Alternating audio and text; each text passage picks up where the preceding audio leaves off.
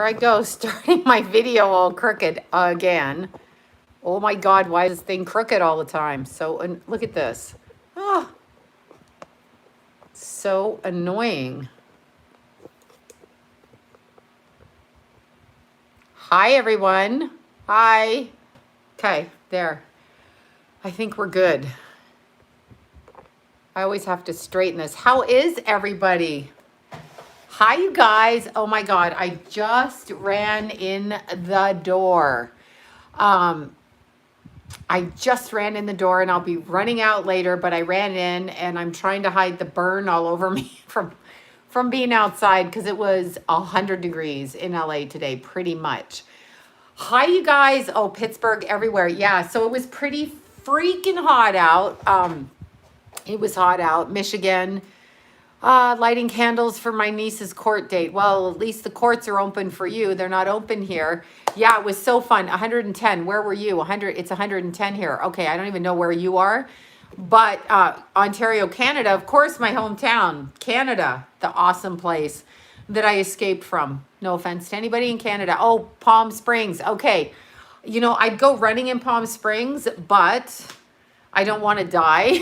So I don't want to die. Yeah, I know it's hot. I'm in LA with you are, and it's really hot. And I like got burnt and I get like a weird burn when I'm running, even in the morning. Like I'm out early and I get like a weird burn. Oh, Bali, beautiful. Happy birthday, Mystical Cat. Tomorrow, Ohio. Yeah, look, I'll show you Mount Gorgonio, the beautiful snow on Mount Gorgonio. Actually on Mount Baldy, because Rollo and David, who we have a contest, we have a freaking contest of who can climb Mount Baldy the most. And so Rollo sneaks out, like I go, then I tag him and he goes. And then like last summer, I climbed it 43 times in 2 months, you know, just up and down, up and down, up and down. So I did that. And they just went today and I'm like, oh my God, people, why did you just go today? I was so like, I would have gone this morning. I had some clients, but I really would have gone this morning and I would have gone and run it so that I would have caught up. But look, I'm going to show you the beautiful, let's see. Look, this is Mount Baldy, my favorite peak. Look at the snow still. And it's 100 down here. Here's the snow. Oh my God. Hold on, you guys. Look what we forgot to do. There's the snow. As usual, I have to leave the set because I forgot my light over here.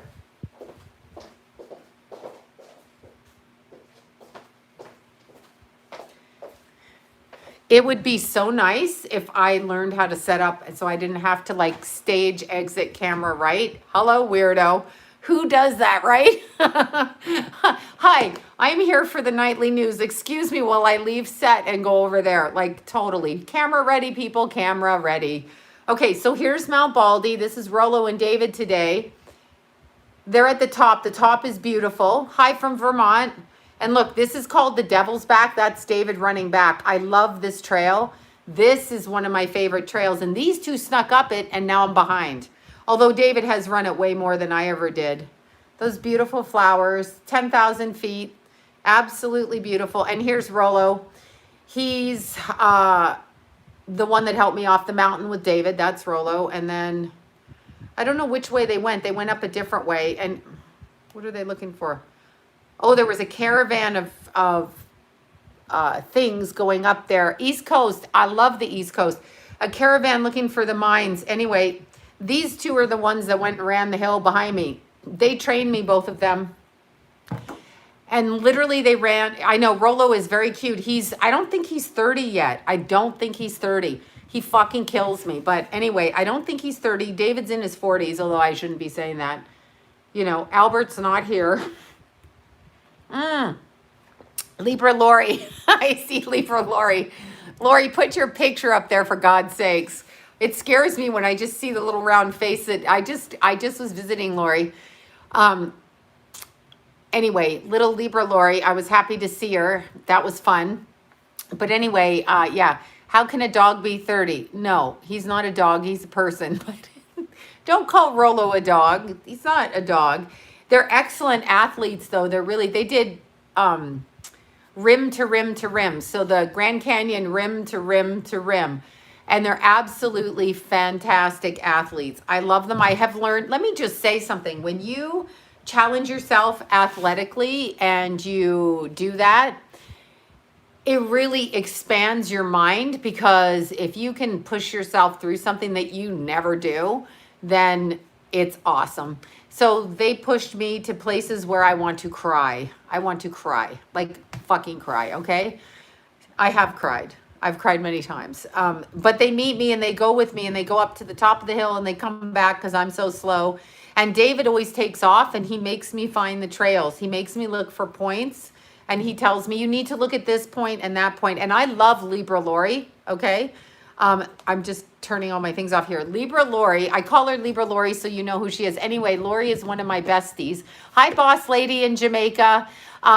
Yeah, Lori is one of my besties and I love her so much. We laugh and giggle, but we can't tell you about what. We can't tell you about what. We laugh and giggle about shit all the time. So we do that kind of thing. But what we were talking about today was kind of interesting, because there's a phenomena. Okay, so I wanted to explain this. The veil is really thin right now. What do I mean by the veil? What I mean by the veil is the energy between us in our physical bodies, because the way it is people think like the soul is housed in the body, but it's really the body kind of gets into the energy of the soul. So the soul, what we call the soul, the etheric body, is kind of what steps outside. So ethereally, a lot of our body is outside of our physical. So what's been happening, because the veil's so thin, they say that's the pineal gland. Yeah, it's the etheric body. They can call it whatever they want. This pineal gland thing has just been popular recently. The third eye is actually a portal up through here. So when you're, okay, the pineal gland, yes, that's what, okay. I keep going, okay, my mind overworks. All right, so the pineal gland, when you're talking about the Illuminati and the ritual of sodomy, as I've explained here, welcome to dinner time. The ritual of sodomy, anyway, I know, where does this shit come from? So what we're talking about with Luciferianism and why they use gay ritual or sodomy as part of their practice when they're not really gay, right? Tuned in just for the good stuff. I know. Hello, have your dinner. Let's talk about sodomy. All right. I know. Pineal gland. Pineal gland. Pineal gland is the correct way. I'll call it the penis gland. How about that? Does that work for everybody? But anyway, the Illuminati, to illuminate. So it goes way back in history to basically ancient ritual of adults, where they believe that the act of sodomy in its extreme sense, like the act of actually using that part of the body, hurting oneself until you push through and illuminate, open the third eye. So they believe you can get through your ass to your third eye, is basically what I'm saying. That's why, exactly. That's why they believe, be careful telling Sloan to be careful. Right? Fuck those people. You are a descendant. Yes, I clearly, yeah, okay, whatever. Oh, the trolls are out again. Right. Yeah, I've seen Out of Shadows. I've seen all the documentaries. Anyway, that's why they believe it. So when we're talking about the pineal gland, that's not the only way, that's not the only thing that's evolved or not evolved in the body when somebody's third eye is open. The human body is here. The soul body exists around. The ethereal body exists around that. And then there's the mental body. So there's the mental body, which can be quite different than the soul body.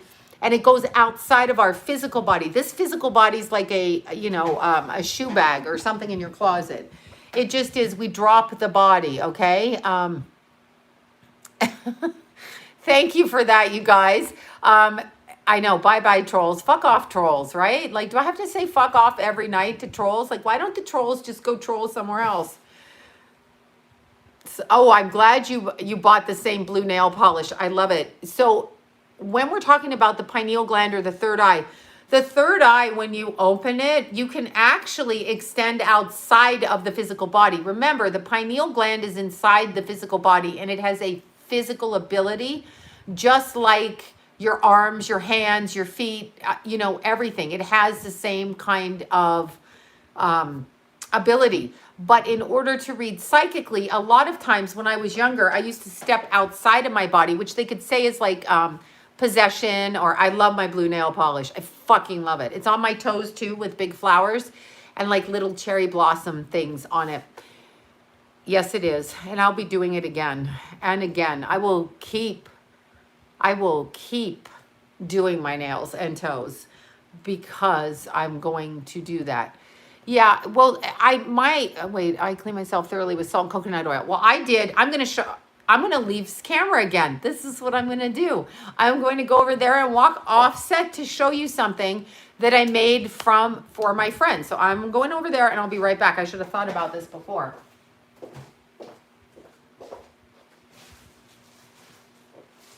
Oops. So here I come back again. I'm back. That is fucking crazy. It's like, let me just leave the camera blank. Okay, so this is what I was making. What is this, you ask? So this is a clearing blend. I know, welcome back. Hi, let's just fucking leave the camera. I know. You know what? I've done that though on people's, yeah, exactly. No, I didn't look. It's still there. You know what I do?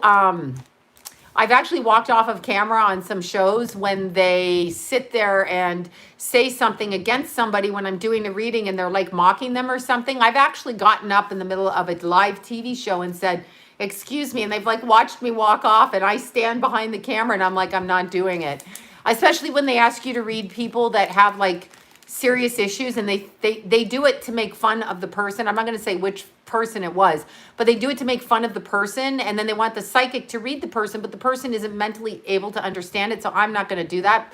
So I literally got up and walked off the set and then turned around and went behind the camera, and they're just looking at me like, what the fuck are you doing? And I'm like, the fuck, I'm not. And so, yeah, exactly. But this right here, this is this beautiful blend. I don't know if you can see it. I'll tell you, can you see it in there? Can you see? So great. So we have, these are papaya leaves down here. Papaya leaves, okay? So these are papaya leaves. I have papaya leaves. I have dragon's blood. I have lavender. I have Epsom salts. I have cinnamon. I have pepper. And I have patchouli oil, and it is a soak. Now, the reason I'm doing the soak is because don't do any rituals for your pineal gland. I don't have an issue with my third eye, but I don't use fluoride toothpaste. So I stopped doing that years ago. Anyway, this is to clear off ancestral. I don't know the name because it's a gel. It's like number 97, 95, 90 something. La La Land. Yeah, you saw that. That was like, it smells amazing. Yeah, La La Land. They don't call it La La Land anymore. Yeah, it was Rob and Jeslyn. I showed you a picture of beautiful Jeslyn. I just love Jeslyn. Yeah, so anyway, who says I suck cock? Yeah, doesn't every woman suck cock? Hello. Whatever, troll. Duh. Yes, Jason is good. My Jason is the best. I love my Jason. This, though, is to clear up, and this is a soak. Basically, I'm going to use the word curse. I don't mean curse, like don't go all cursy on me. But when somebody throws negative attention at you or intention with their wording, envious, jealous, rude, whatever, wishing you ill will, befriending you because, thank you for that, befriending you for whatever reason. Let's say, and I'm going to say this to you, let's say, and I'm going to repeat this from a guy client of mine. So I had a guy client a couple of days ago. Wow, who talks like that? I just answered see, Sloan Bella sucks cock. Yes, all women suck cock. I'm just clearing this up right now just so we can do that.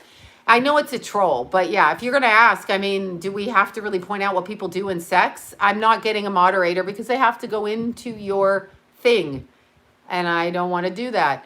Yeah, it's probably one of my relatives who's pissed off. Or it could be an ex-boyfriend from a long time ago. I don't know. Whatever. Yeah, they're ignore the trolls, they will die. Exactly. I mean, most women, I don't know what to say. If you're gonna, I don't get upset when people say that. I know I'm whatever. Okay, so this, let's say my client from a few days ago, he was a guy and he had a lot of trouble with women, relating to women, dealing with women, not knowing what to do with women, right? Not picking very nice women, that kind of thing. So he had an issue with his mother that he's not able. I know men suck cock too, right? I know. Here I am saying filthy things. My kids will be like, la, la, la, la. No, actually, I told you the vibrator story. So you know my fucking kids will do. They'll be like, Jesus, here she goes again.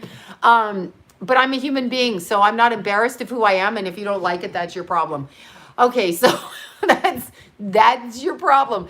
Okay, so anyway, this client had trouble with his mother and he couldn't let go of feeling like his mother didn't connect with him and didn't focus on him.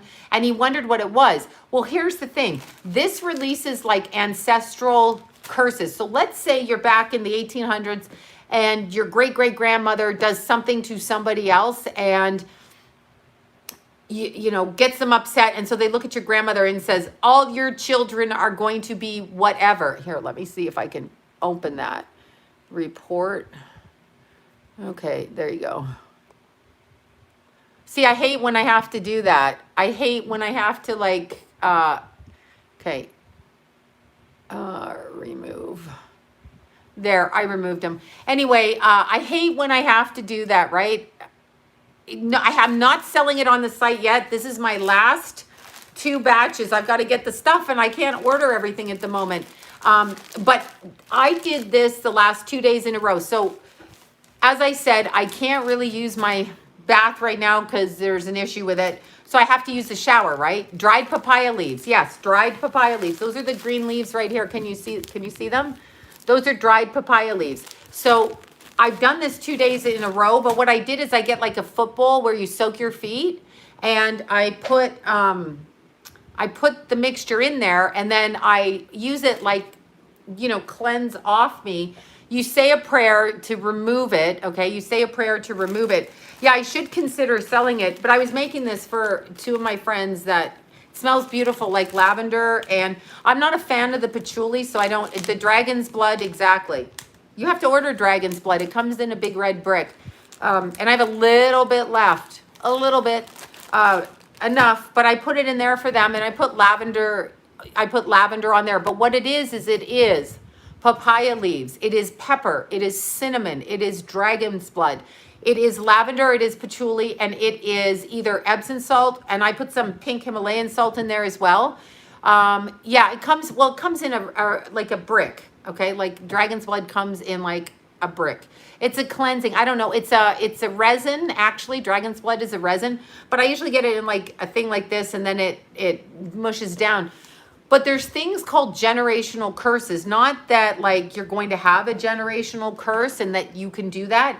But let's just say somebody says, somebody says to you back in the 1800s, your great grandmother, like, fuck you and all your kids, right? So what happens with that is it carries through 7 generations, the sins of the father. There is a real thing to that when they say it in the Bible, the sins of the father. Or mother in this sense, but usually the fathers. Okay, there I go, bitch move again. So the sins of the father, it goes generationally. So if you are here now and you murder somebody in this life, 7 generations down, there's karma to pay within the family context for that. So this removes that kind of thing. I mean, you can cut cords all you want. And I heard a really interesting thing about cord cutting from this young woman on the internet, which I hadn't considered. But when you're removing cords are energy that people, like when you have sex with somebody, their energy goes into your energy. That's why you have to be careful who you do this with. When you get in people's, this is why the masks and the 6 feet, because we're not in each other's energy fields. And when you can't feel other people's, I love Vancouver. Oh my God. So good. Jackie's there, Alvin's there, Leonard's there, and what is there? No, and Stephanie Bella, and Cassidy and Thomas and Delaney Bella, and all of the Bellas are there. So yes, they're all over there. And North Vancouver's there, which is just freaking amazing. So one of my best friends from childhood moved from Toronto to BC. And of course, I lived with Jackie when I was in the group home. It was her mom that took me in from court when they were going to send my ass away for 3 years. That was very nice. Well, children, now here's the thing. Children born into incest are interesting because you can, not interesting for them. That's not what I mean. But the karma of that is very interesting because when you're looking at children that are being abused in this life or children that have an issue in this life, okay, look, I'm pulling up my shirt. I'm losing my shirt, you guys. So the kids, when they come in, there's one of two things that can happen. Some of those souls have been causing, yeah, there's a boob view. I'm sorry. It's summer and I'm going out after this. You're not late. I started, but I'm doing it, you know, quick because I got plans. So we've been going out after that. Oh gosh, let's see. So did you see the sicko pedo art? Oh, somebody sent me sicko pedo art from Ellen. Let's see what the sicko pedo art is from Ellen on the tube. Oh, I get it. Oh, it's in the background. That's so interesting. Yeah, they're coming out, all of these little things. Okay, I'll show you in a second. I just thank you, Tiffany. Tiffany is a fellow Leo and a personal friend of mine. She just sent it. She's out there in Texas, and she has two of the cutest daughters, cute son, and she is darling. And her brother was a dear friend of mine. I haven't talked to him in a while, but nonetheless. Okay, so what happens is, let's say you're a soul who's into something not good in this lifetime and you cross out. Of course, you're going to come back as a baby. Of course, you're going to come back as a baby, right? So the babies sometimes are, if you sell your soul out now, if you even do that, you can't, I'm going to repeat this for all the people that think money and power and fame is important. You can't fucking sell your soul. God owns your soul. So get that out of your head. You can be tricked for money, for all kinds of things that you want. Some people, excuse me, I just burped right on camera after stuffing my face before I came on here. Some people think that they can have, you know, money, power, fame, and it's going to work. Sometimes somebody agrees to that and it's a trick and they lose their life within 20 years. They don't even get to experience it. They're tricked right out. Remember, when you agree to that, out you go. You're tricked right out of it. Some people leave the planet and they come right back. Yeah, can I be your brown skin baby? Okay, that's a sexual thing and no brown skin babies. Oh God, yeah, okay, we will, you know what, Tiffany will do that at the end. She just texted me, my cute Tiffany. Can I be a brown skin baby? Okay, you can be my brown skin man, not baby. Because when we're talking brown skin babies, soul is not sellable. I know. He doesn't mean baby. I don't want a brown skin baby, okay? Double Aries, love it. Totally. Oh, and Estelle and Jenna, I say hi. And I'm going to say it. Somebody, shit, I just dropped my cards here. Somebody is out eating ice cream right now. Somebody is eating ice cream and making me very freaking jealous, Carol. Carol is in line for the ice cream. I'm not saying where. I'm not saying how. I'm not acknowledging anything. I think that's who it is right now. Let's see. Yes, she's in line for the ice cream. I would be in line with her, probably knocking the shit out of her, get the ice cream first. I don't know if she's going to get, I suspect she will get whipped cream. Good for you, Carol. Have some for me. Carol is beautiful. You would never know she even ate ice cream, okay? She's in perfect shape, immaculate looking, lovely, gorgeous. You would never know. But I know she does now. You guys know she does. She's going to have to do 5. Oh, Dairy Queen. Love it. She's not a Dairy Queen, but I'm not saying where she is. She's going to have to run up and down and probably to Chicago in the morning just to get rid of the ice cream. I'll see her. She'll be out running up and down. I would love ice cream, but I'm doing this. And by the time I get out of here, the grocery store will be closed because we're on baby lockdown. I'm a baby and I'm on lockdown. Okay, so what happens to souls? Sometimes when people are here on earth, maybe they grew up poor, they don't have much money, or they have a perception of themselves that is outside of the God source. Like they don't see themselves as a spirit being. They see themselves as somebody who has to achieve, somebody who has to, you know, do whatever they have to do to achieve and have success, because this world is run, okay? It's literally Luciferian. It's run not of God, okay? But it's up to human beings. I have the Carb Smart, but I showed you, I ate it with the whole can of whipped cream. Like, is that really a good thing to do? Probably not. I'm going with a probably not with that, but I'm going to do it anyway. Okay, so sometimes people come onto the planet and they actually believe their money and their stuff matters. When it's this much of your time on a soul level, once they make the mistake of believing it, okay, and they sign a contract. Now I will say this to you. Luciferianism reminds me of some of the contracts I've gotten into arguments with when they say they're going to own my image into perpetuity. Who the fuck gets somebody in the entertainment industry to sign a contract that says into perpetuity for the rest of eternity? You're going to own my fucking image and likeness. That is also a trick in the wording. So I always have to put an amendment and a time, and sometimes I get kicked off shows. But that's a problem, okay? Some of those souls, they step right outside, and now they're killing them earlier. I mean, it used to be the 27 club. Sometimes it's the 52 club. And actually, there's like 16 and 17-year-olds. There was some kind of a little Instagrammer that died in the winter. She fell skiing or something and died. And it's so weird, right? It's so just weird. And because they've sold out. They've sold out. That's what's happened. They've sold out. So I heard Kanye has a lifetime contract. Oh, Geffen. Yes, a lifetime. I've literally had people ask me to sign into perpetuity, meaning my likeness and image from, I don't listen to them. Yeah, at 52, a lot of the entertainers are passing away, like, what's his name? 915201, 9150, whatever the fucking zip code is in there. Oh, you know what it is, that zip code, Luke Perry. They are literally being taken out in their 50s. It used to be the 27 club. It's in the 50s now, I have noticed. Yeah, Luke Perry, I'm like 912501, whatever. Zip code. What is it? 90210. Yeah, I don't even know because there's so many. I just did the Michael Clark Duncan video today. I'm going to edit it when I get back in later tonight. But I just did it. I've tried to do it 4 times. I will tell you. I won't tell you. I'm not going to tell you. I'm going to wait and tell you. But it's an interesting video. I tried to get it out as quickly as I could because I had to go somewhere. But it's, you know, it is what it is. No, I can't. I want you to watch the video. 90210. Oh, there. I can't say it. Doesn't even make sense to me. But I did his video. But I will tell you something. There's a certain look to people that sell out in this industry, and you can see it when you're around them. I never understood what I was feeling, but you can feel it. Anyway, Michael Clark Duncan, I don't believe died of a heart attack. That's what I'm going to say. Hi, Dan.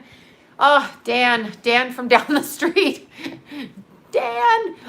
Yeah, I don't know. What are you doing, Dan? You having fun? Come back around. Say hi. Dan's doing something. Face tattoos. I'm sorry. I can't do a face tattoo. I'm over it. Yeah, Dan lives down the street. He used to be the roommate at Rascal Lila's house. So, yes, Dan is very nice. And I believe Dan is another Aries to add to the neighborhood of Aries. And he's down the street. So he's probably at a barbecue or doing something. He's doing something or whatever. I don't know why 52. I've just noticed it's a lot. You're at a barbecue. Are you at... Have some corn for me or something. I didn't make it. I ran in eating and I'm going out later, but I ran in and ran out. So, yeah, that's great. Well, here's what happened. So some of those kids, okay, thank you so much, you guys. You guys say nice things. Say hi to, save the corn, Dan. Save everything. Still hungry. A hot day in Santa Clarita. I know I was there this morning and it was hot. Yeah, but so what happens is when you sell, Geffen is notorious. Geffen is notorious for doing what he does. Notorious. He's not a billionaire for any reason. Geffen is probably accountable for a lot of what we're talking about.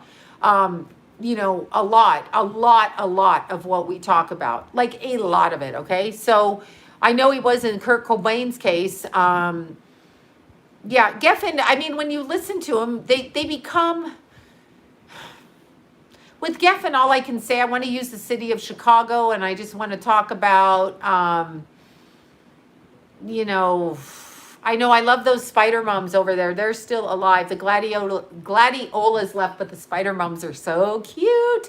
The temperature right now when I just came in was like 92.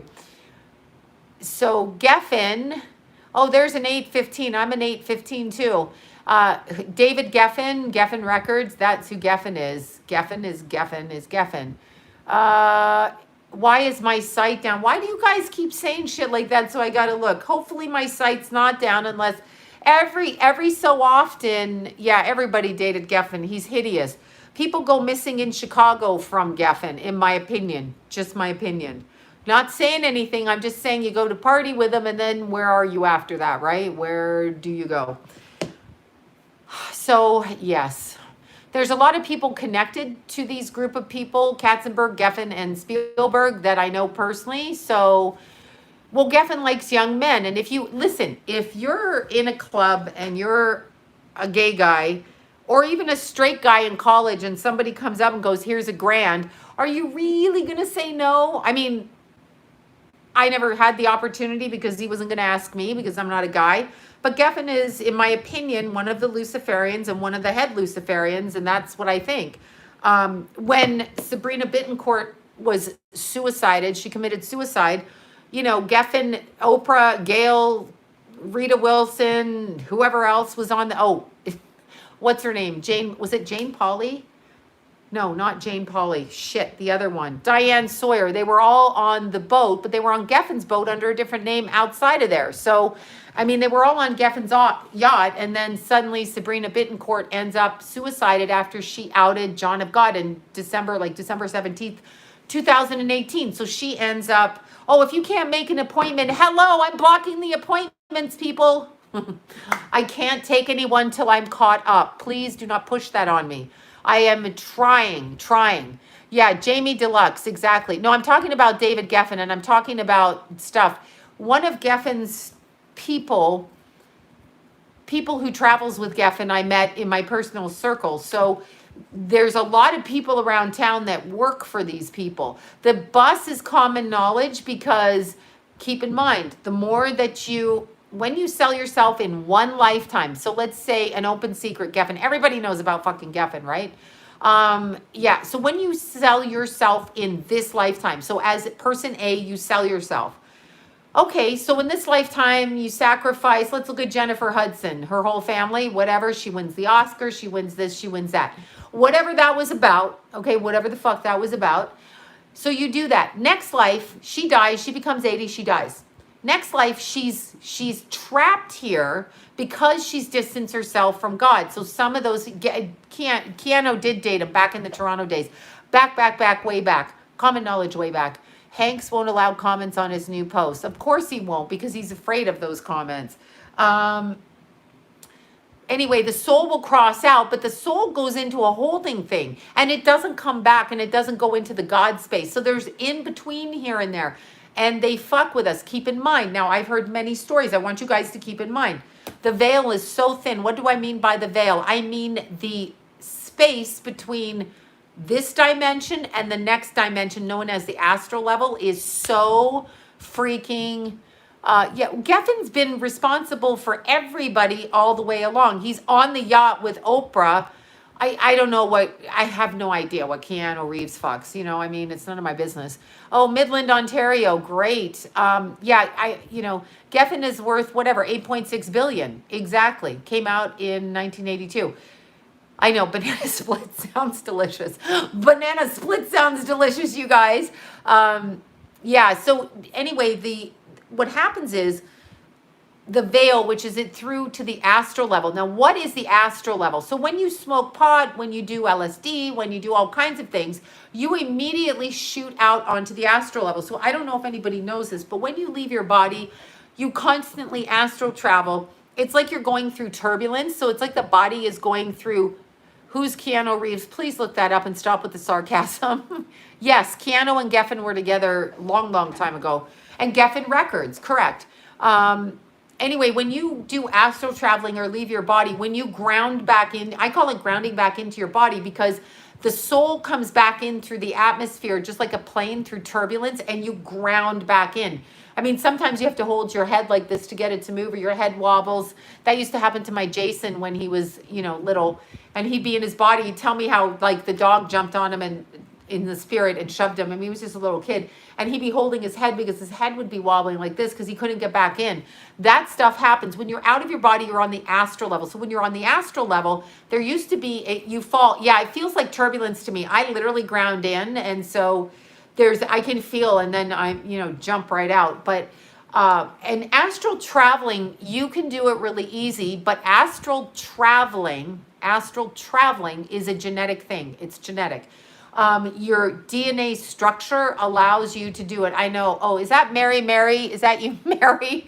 Oh yeah, that's Mary from down the street. Sweet Mary. I think that is Mary. Cute Mary as a little girl, a little Taurus. I love Mary and Ann, Tauruses. Mary Ann and John were all Tauruses, and I think freaking Andrew was a Cancer, but I'm going to say he might have been the last day of Cancer, first day of Leo. I can't quite remember. Anyway, little Jason was always out of his body, little chirperoo. Yeah, I knew Mary since she was a little girl, a baby girl. Cute. Yeah, they're all Taurus over in that family. Exactly. Let's see. Yes, well, it depends where you go on the astral level. The astral level, little kids will often go out of their body because it's so easy. They just came in their body. So it's like really easy to get them out of their body. Look, I have to pull this up. There, I pulled it up. You guys, I can barely dress when I get in. I swear, I come in throwing shit off and putting stuff on and just whatever. So the astral level is different, but the marijuana opens you right up into the astral level, okay? So people that think the astral level is, your dreams, you make fun of, you see goofy things, it was hallucination. Pot is designed to throw you right into the astral level. Now, here's the things that exist on the astral level. Any kind of hitchhiker spirit that doesn't want to go into the light and speak, okay? So if you've OD'd, committed murder, committed suicide, some other fucked up way of death, and you go into the astral level and you have to go on to make a decision, a lot of souls choose not to. They want to stay in that energy. That is on the astral level. There's a lot of trickers on the astral level. So pot opens the doorway. So when people feel relaxed or get visions or see things, they go right out of their body into the astral level. Right there. LSD is a little bit above the astral level, but it's still a different connection. So it's a different level within the astral level. There's all kinds of triggers. Like when Jason was little, and I told you he was like 2.5, and he told me about the demon cloakers. Right. They come in and they connect to the physical. But Jason was like 2.5, and he left his body always. He always told me who he was, what he came back in, who I was. And Tommy Chong, speaking of Cheech and Chong, speaking of marijuana. But anyway, Jason used to leave his body. It was just natural for him. And he said one time a clown face on the astral level, and he was about 2.5, or maybe 5 actually. He said the clown face told him that he couldn't get back to his body. And he said the nice man came on the astral level, i.e. one of his guides, somebody that was protecting him, and went over and told him how to follow the silver cord back to his spacesuit body. That's how Jason, I know Lori. Hi, Lori. I miss Lori. I just left her, but I miss her. I miss you, Lori. Okay, inside joke, y'all. So Jason followed the silver cord back to his spacesuit body. He described his physical body being like a spacesuit, and he followed the cord. Now, the cord is, I've told this story before, but the cord is like the umbilical cord that attaches the physical to the etheric body. There was a kid I was working for in Beverly Hills that had an old silent movie theater, and he was running, the theater things, and there was a press thing there. So I was there, and he sat down with me. He was like in his 30s, this is a couple years back. His grandfather was some bigwig in Hollywood with all the old silent film stars and stuff, or his name was his great-grandfather. And he was doing DMT every weekend, right? So he was telling me about it and everything he saw. And I was actually reading what was in the movie theater. And so when I said to him, he said, him and his girlfriend were doing it every weekend. Anyway, he said to me, yeah, you know, my cord started to rip. I said, when your cord rips, you idiot, this is when you OD and you separate from the physical. That is the definition of death, is the severance of the cord. Not the umbilical cord, but we sever the umbilical cord when we leave the spiritual into the physical, and the same thing happens on the way back.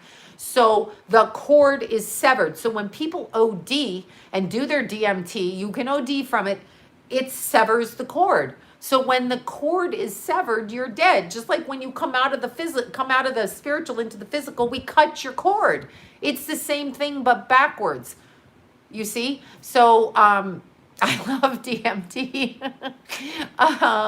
Yeah, Jason's very psychic. He won't admit it, and he'd rather die than say he was anything like me, but he definitely, when he's mad at me, he goes into a litany of how he's a better psychic than me. And he may just be, it's a genetic thing. And I'm a workhorse psychic. So I'm not particularly gifted or not gifted. I'm perfunctionary day to day. So I can do it and work it day to day. Some people are outstanding. I've had outstanding moments. Keithy didn't think he was psychic for the longest time. It wasn't until Cheerio got murdered. Mary knows Cheerios. Yeah, exactly. Anyway, Mary knows Cheerio. He's this kid that kind of was a kid that lived across the street. And Keithy was going to meet him on his, I think it was his 21st birthday. He called Keith. He was coming by the house to pick up Keith.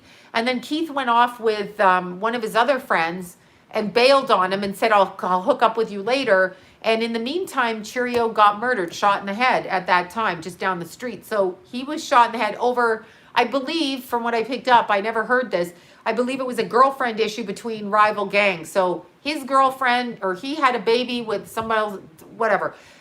Anyhow, long boring story short, Keith, within the week, said Cheerio died. I could see Cheerio in our kitchen, and I was able to pick up what happened, I felt like. And I could see that. I could see him around, and it actually made me really sad. He stayed in our house for a long time.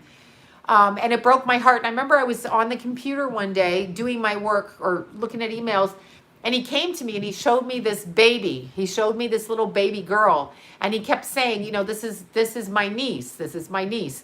So I knew of one sister, but not another sister. And so I looked her up on Facebook, okay? And I said, you know, I may be out of line here, but your brother's here, and he's talking about a baby and da-da-da-da-da. Little niece is coming to you, and so I don't know if you're pregnant. And she said, I'm not pregnant, but I just found out, I think it's the youngest sister is pregnant, and that little niece came, but Cheerio was holding the niece on the other side. I was so sad this kid died. I don't know why it hit me, but it really affected me because he'd been calling and asking if we had jobs, you know, if he could get out of that lifestyle just before he got murdered.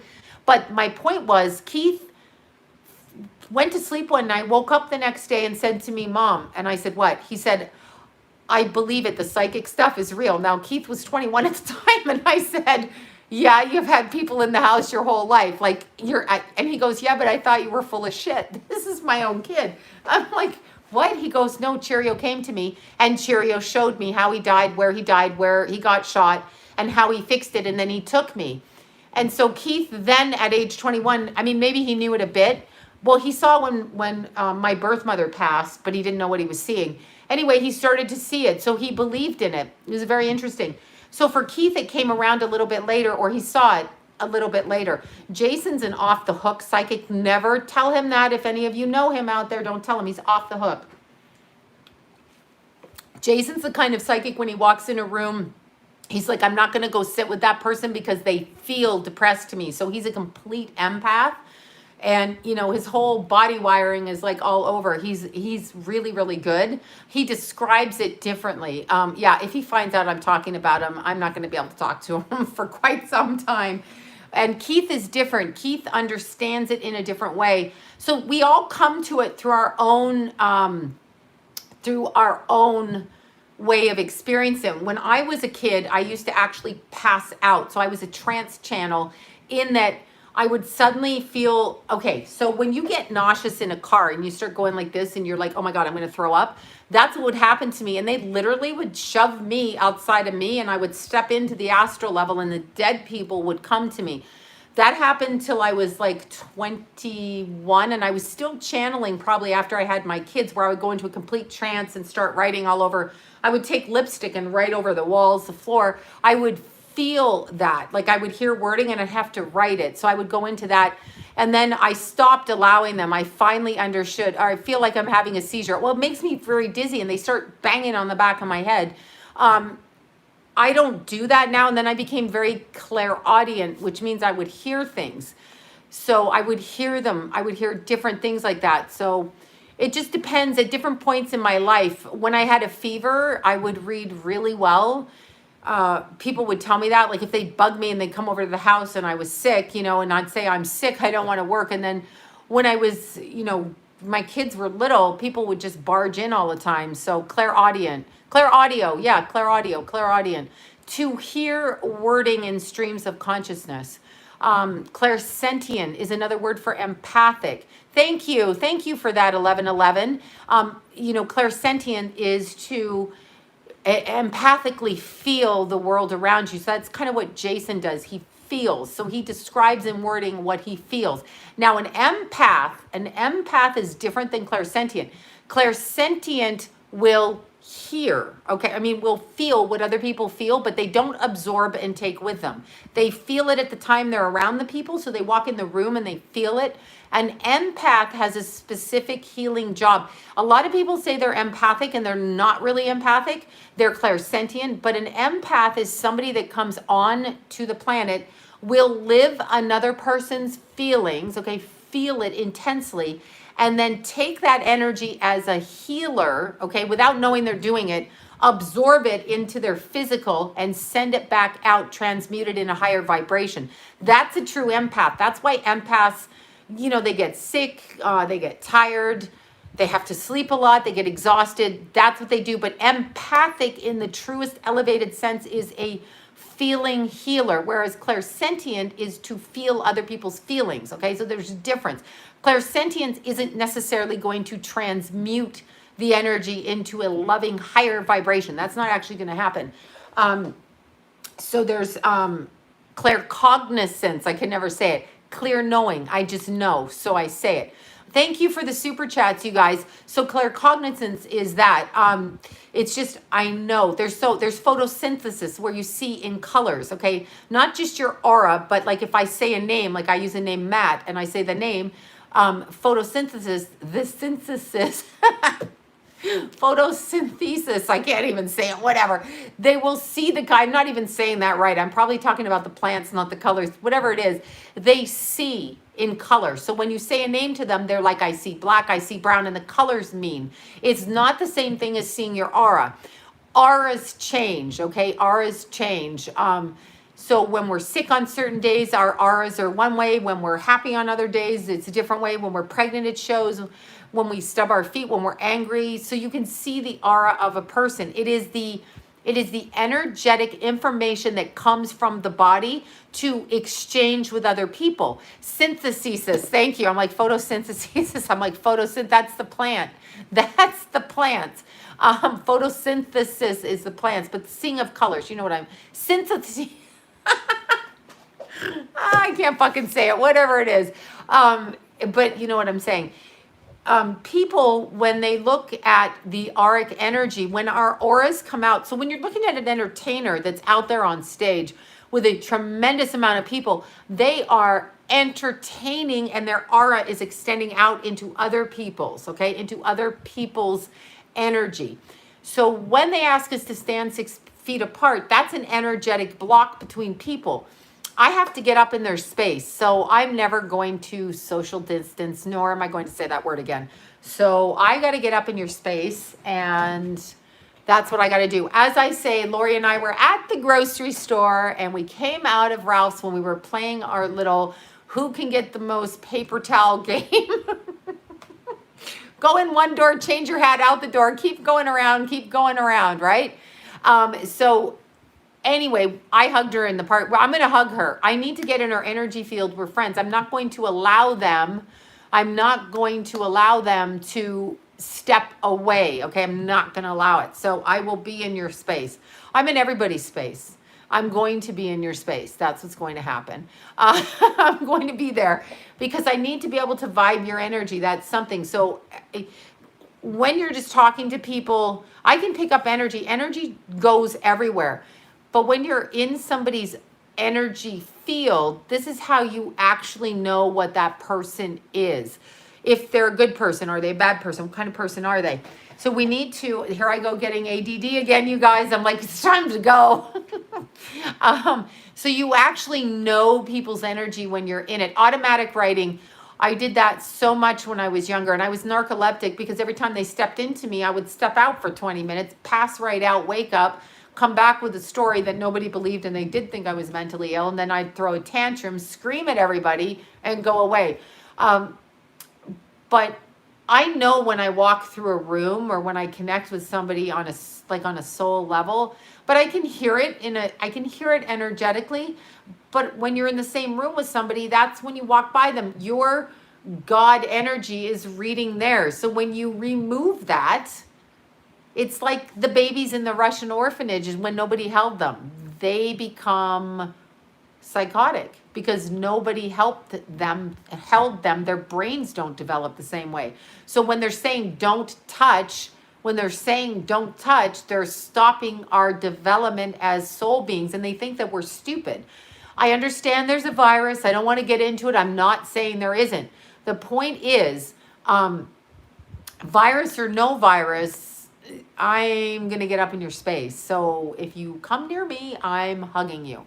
You know this when I'm hiking. You know this when I see you in public. You know this when I'm at Ralph's. I'm hugging you.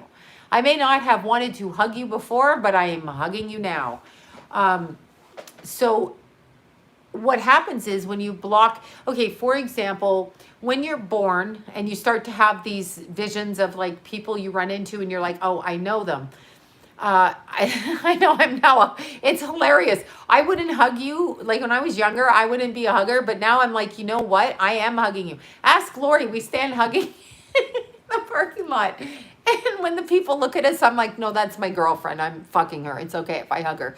Because people like just give you this look, but that's what I'm going to say. That's what I'm saying to everybody I hug, is that I am sleeping with you and I'm polyamorous. So therefore you're all my lovers and I'm going to hug you because I already got your cooties. So that's what's happening. But the energetically, like when I was younger, I know, Dan, I haven't seen you to hug you. I would hug you. I should get in the car and go down the street. I'll be doing a drive-by later. I don't even know where you are right now. I don't know where you are literally, but I will drive around looking for a house with a party and I will show up on the door. No, it's funny. I went over, to Kenna's, and when I went over there, oh, you're in Simi Valley now. Well, that's a little bit out of my neighborhood now. But when I went to Micah's and that, I mean, Erica hugged me. Nobody's not hugging. I don't get it. There was no hesitation. And so, whatever. But so what happens is when I was younger, I used to get visions of people. Like, for example, when I was giving birth to my little Jason, my little chirp-aroo, okay? And I wasn't in the hospital and I was like, oh God, who is talking to me about purchasing? Look at this. It's over 5. Do you know, people, it's over 5 days. I purchased 2 readings. Well, let me just jump like a motherfucker and do your readings in front of the other 400 people. Are you able to look into this? Excuse me. They write on my Instagram and I want to go, fuck you. I'm doing the best I fucking can. It's a holiday. I have to reply because this is so aggravating. People, stop it with that. I'm 100 people behind. Literally stop that shit. It's a holiday. I'm backlogged. I do them in order of receiving them. I do them in order of receiving them. Bitch. There you go. Okay. So, no, it's all day long. I am changing this phone number, so you're not going to be able to get a hold of me. And I'll put you through to a voicemail, so y'all stop fucking texting me, okay? Anyway, no, people have been waiting a month. That's why I had to shut my website down. I am so fucking far backlogged, and people, I'm one person. What do you want me to do? Everything? It's like so annoying. It makes you not want to do a business, actually. People, the public, whatever. Whatever. Okay, so I'm sorry. Meltdown. All right, so anyway, when I was giving birth to little Jason, okay, when I was giving birth, she's talking about 5 days. I haven't even looked at who was 5 days ago. When I was giving birth to little Jason, okay, and I was pushing him out, I flashed right out of my body, and I saw Jason standing over me, and I saw John over here, right above me. But I mean, I saw myself like this, giving birth, pushing him out. His head wasn't even out yet. He hadn't even been born. I saw him at about age 19 here, and I saw John here, and I saw this little baby rascal being passed over my head.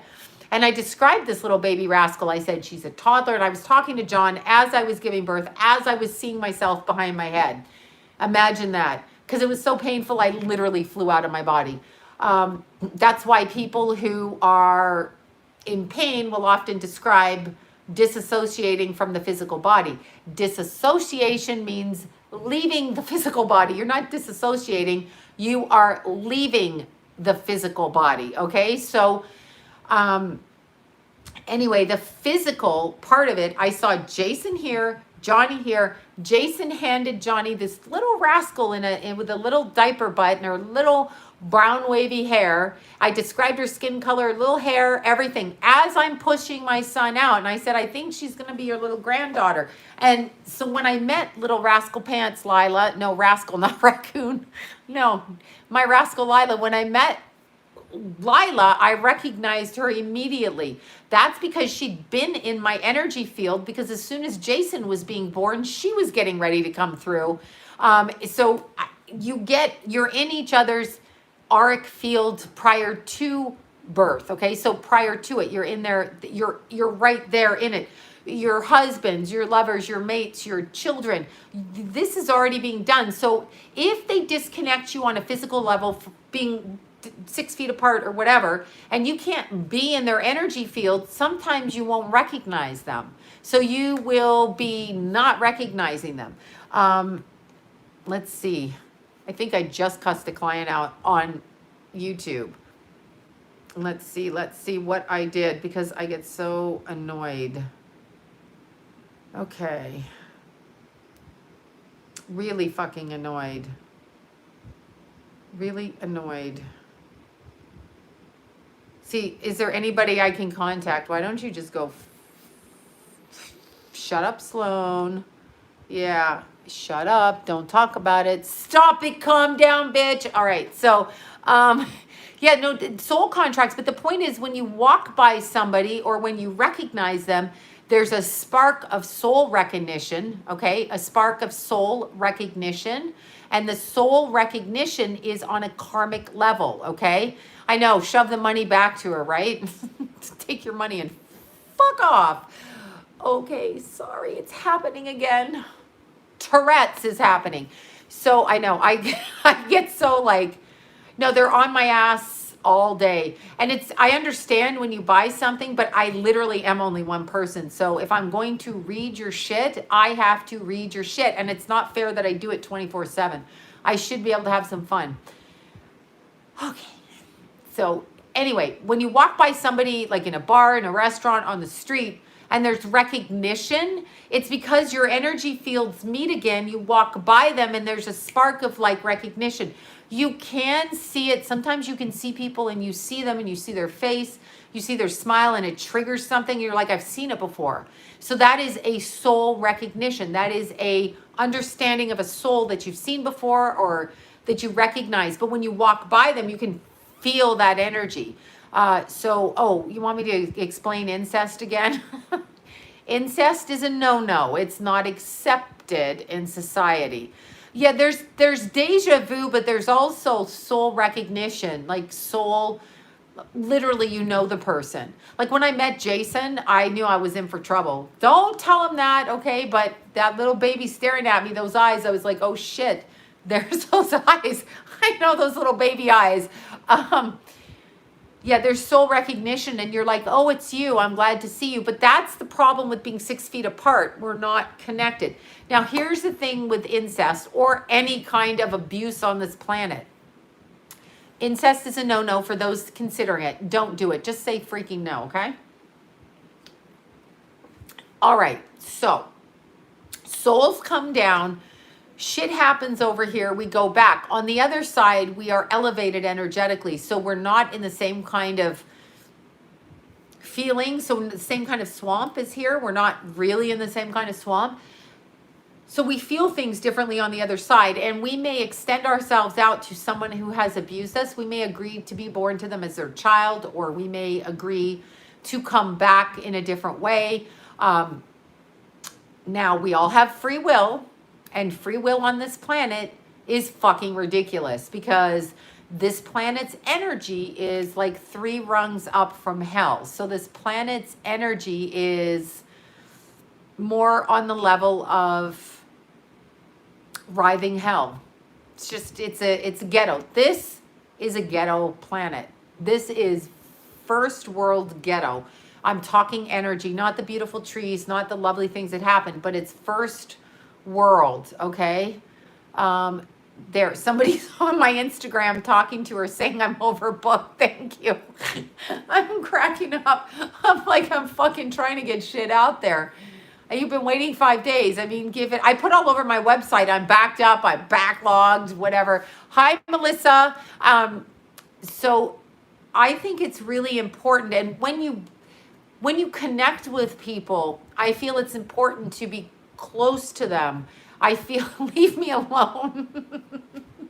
Unless you're bringing me ice cream or something. No, I get up every day. I mean, I'm literally up at 4 o'clock in the morning. I go running, and then I come back, and then I start working. And I literally worked all day today. I filmed a video. I read 4 hours of clients. I went running. I still have to clean the house. I had to go get dinner. Give me a break. And it's a holiday, y'all. I'm going to hug you when I see you in Burbank. Please do. Let me know that you know me. I might think you're my stalker. I'm like, oh, I have a few of those. So the energy field, when they cut us apart, now keep in mind also, when you have any kind of surgery, you are cutting into the meridian lines of the body. All of us works perfectly together. So the way that our body and chakras work, they all work in alignment. So when they tell us to distance, this is a problem. Now, let's look at this. No, I need to be a superhero, okay? I need to be a Everybody tells me to shut up. Frontal hugs only. I agree. I know, what are these back hugs? Get the fuck away from behind me, right? Come up front. Okay, I'll stop. Okay, so incest and things like that on the planet. Now, let's just look at people's bad behavior on this planet a little bit differently. Oh, you have surgery on Tuesday. It'll be okay.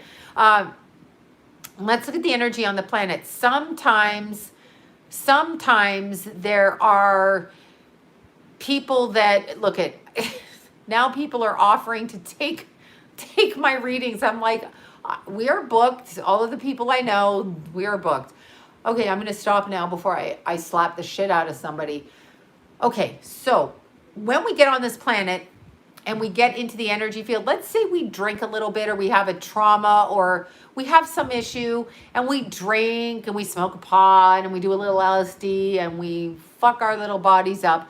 We pull energy to it that may stick to us that we don't want, that's on the astral level. Those are the energies that are interested in doing the incestuous things and that. Now, there's some truth to saying when you break your moral code, okay, when you break your moral code, that you will continue to do that behavior because you've already crossed the boundary. So you really have to decide what boundaries you want to cross as a person. You have to decide that. Happy birthday. Yeah, ask yoga pants, right? Fucking yoga pants. Mayor fucking fuck. Mayor weirdo. Oh, let me look up what he said. So you have to remember, these people are hilarious. They're just hilarious. I want to look up Ashley's site. because she just posted something for me about the idiot mayor. Oh my God. Sorry, I just saw that. That's hilarious. Wait, where is that? Okay. I'm not seeing, yeah, I'm not seeing the, damn it. I was looking for what Garcetti said, yoga pants. Whatever. Okay, what time is it? It is 7:55, you all, and I got to be going soon. So I'm going to start with the card reading. How do you heal the meridian lines? Well, I firmly believe in acupuncture, actually to heal everything. And I believe in prayer. And sometimes you just, I know I've got something to do tonight, if that's okay. If that's okay. With the people, I got some shit to do, if that's okay. That's the shit I got to do. It's like you're never allowed to have a life. It's like weird. People go, look, she's out there. She's doing something fun. God forbid I have fun. I should never have fun. This is how my kids felt when I was little. I should never fucking have fun. No, I didn't say I was, no, it's black pepper, literally. It's not black pepper oil, but you could use black pepper oil. Yeah, I got to go have fun. I have to go non-social distance.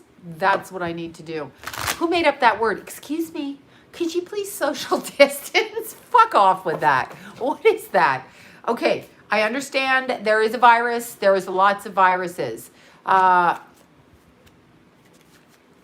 goodness, people are texting. I don't know what they're saying.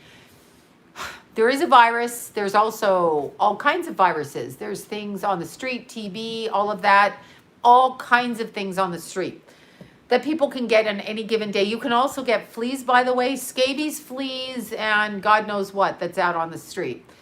No, I'm not allowed to have a life. When you have kids, you're not allowed to have a life either. Control. I know they want to control me, Dan. Dan, help me. Help me. They want to control me. Please. Lori, come get me. They're control freaks. Oh, they fucking fuck with you every day. They just are like, you don't know how much money I've given back this month. I'm like, here's your refund. I can't deal with you. Go away. Okay, meridian lines, acupuncture, all right? Acupuncture, exercise, nature, all kinds of things. But here, I really believe that human touch is important. I believe got scabies when volunteering at a women's shelter in Boston. Did they segregate you? When they talk about social distancing, I noticed this morning when I was running. Now, my friend was at Hermosa Beach, and she said there were no, thank you so much for that, you guys. She said there were no masks at the beach. Nobody had masks on, okay? But when I was running this morning, most of the people did. And there was this chick that was running, and she looked like she was going to have a heart attack. And I was like, do you really think that that's wise? But here's what they do, okay? And John explained this to me. He's like, well, they're trying to protect you. I find that obnoxious when people try to protect me. I didn't ask for your help. I didn't ask for anything that you want to protect me. I'm in control of myself. I don't need your help. I don't want your help. I will ask for your freaking help if I want it. But these people, here they are. This is the true story. Okay, so I'm on the trail and I'm running down. They're running. They have no mask on. They have like a cloth around their neck. And they see me, and this is what they do.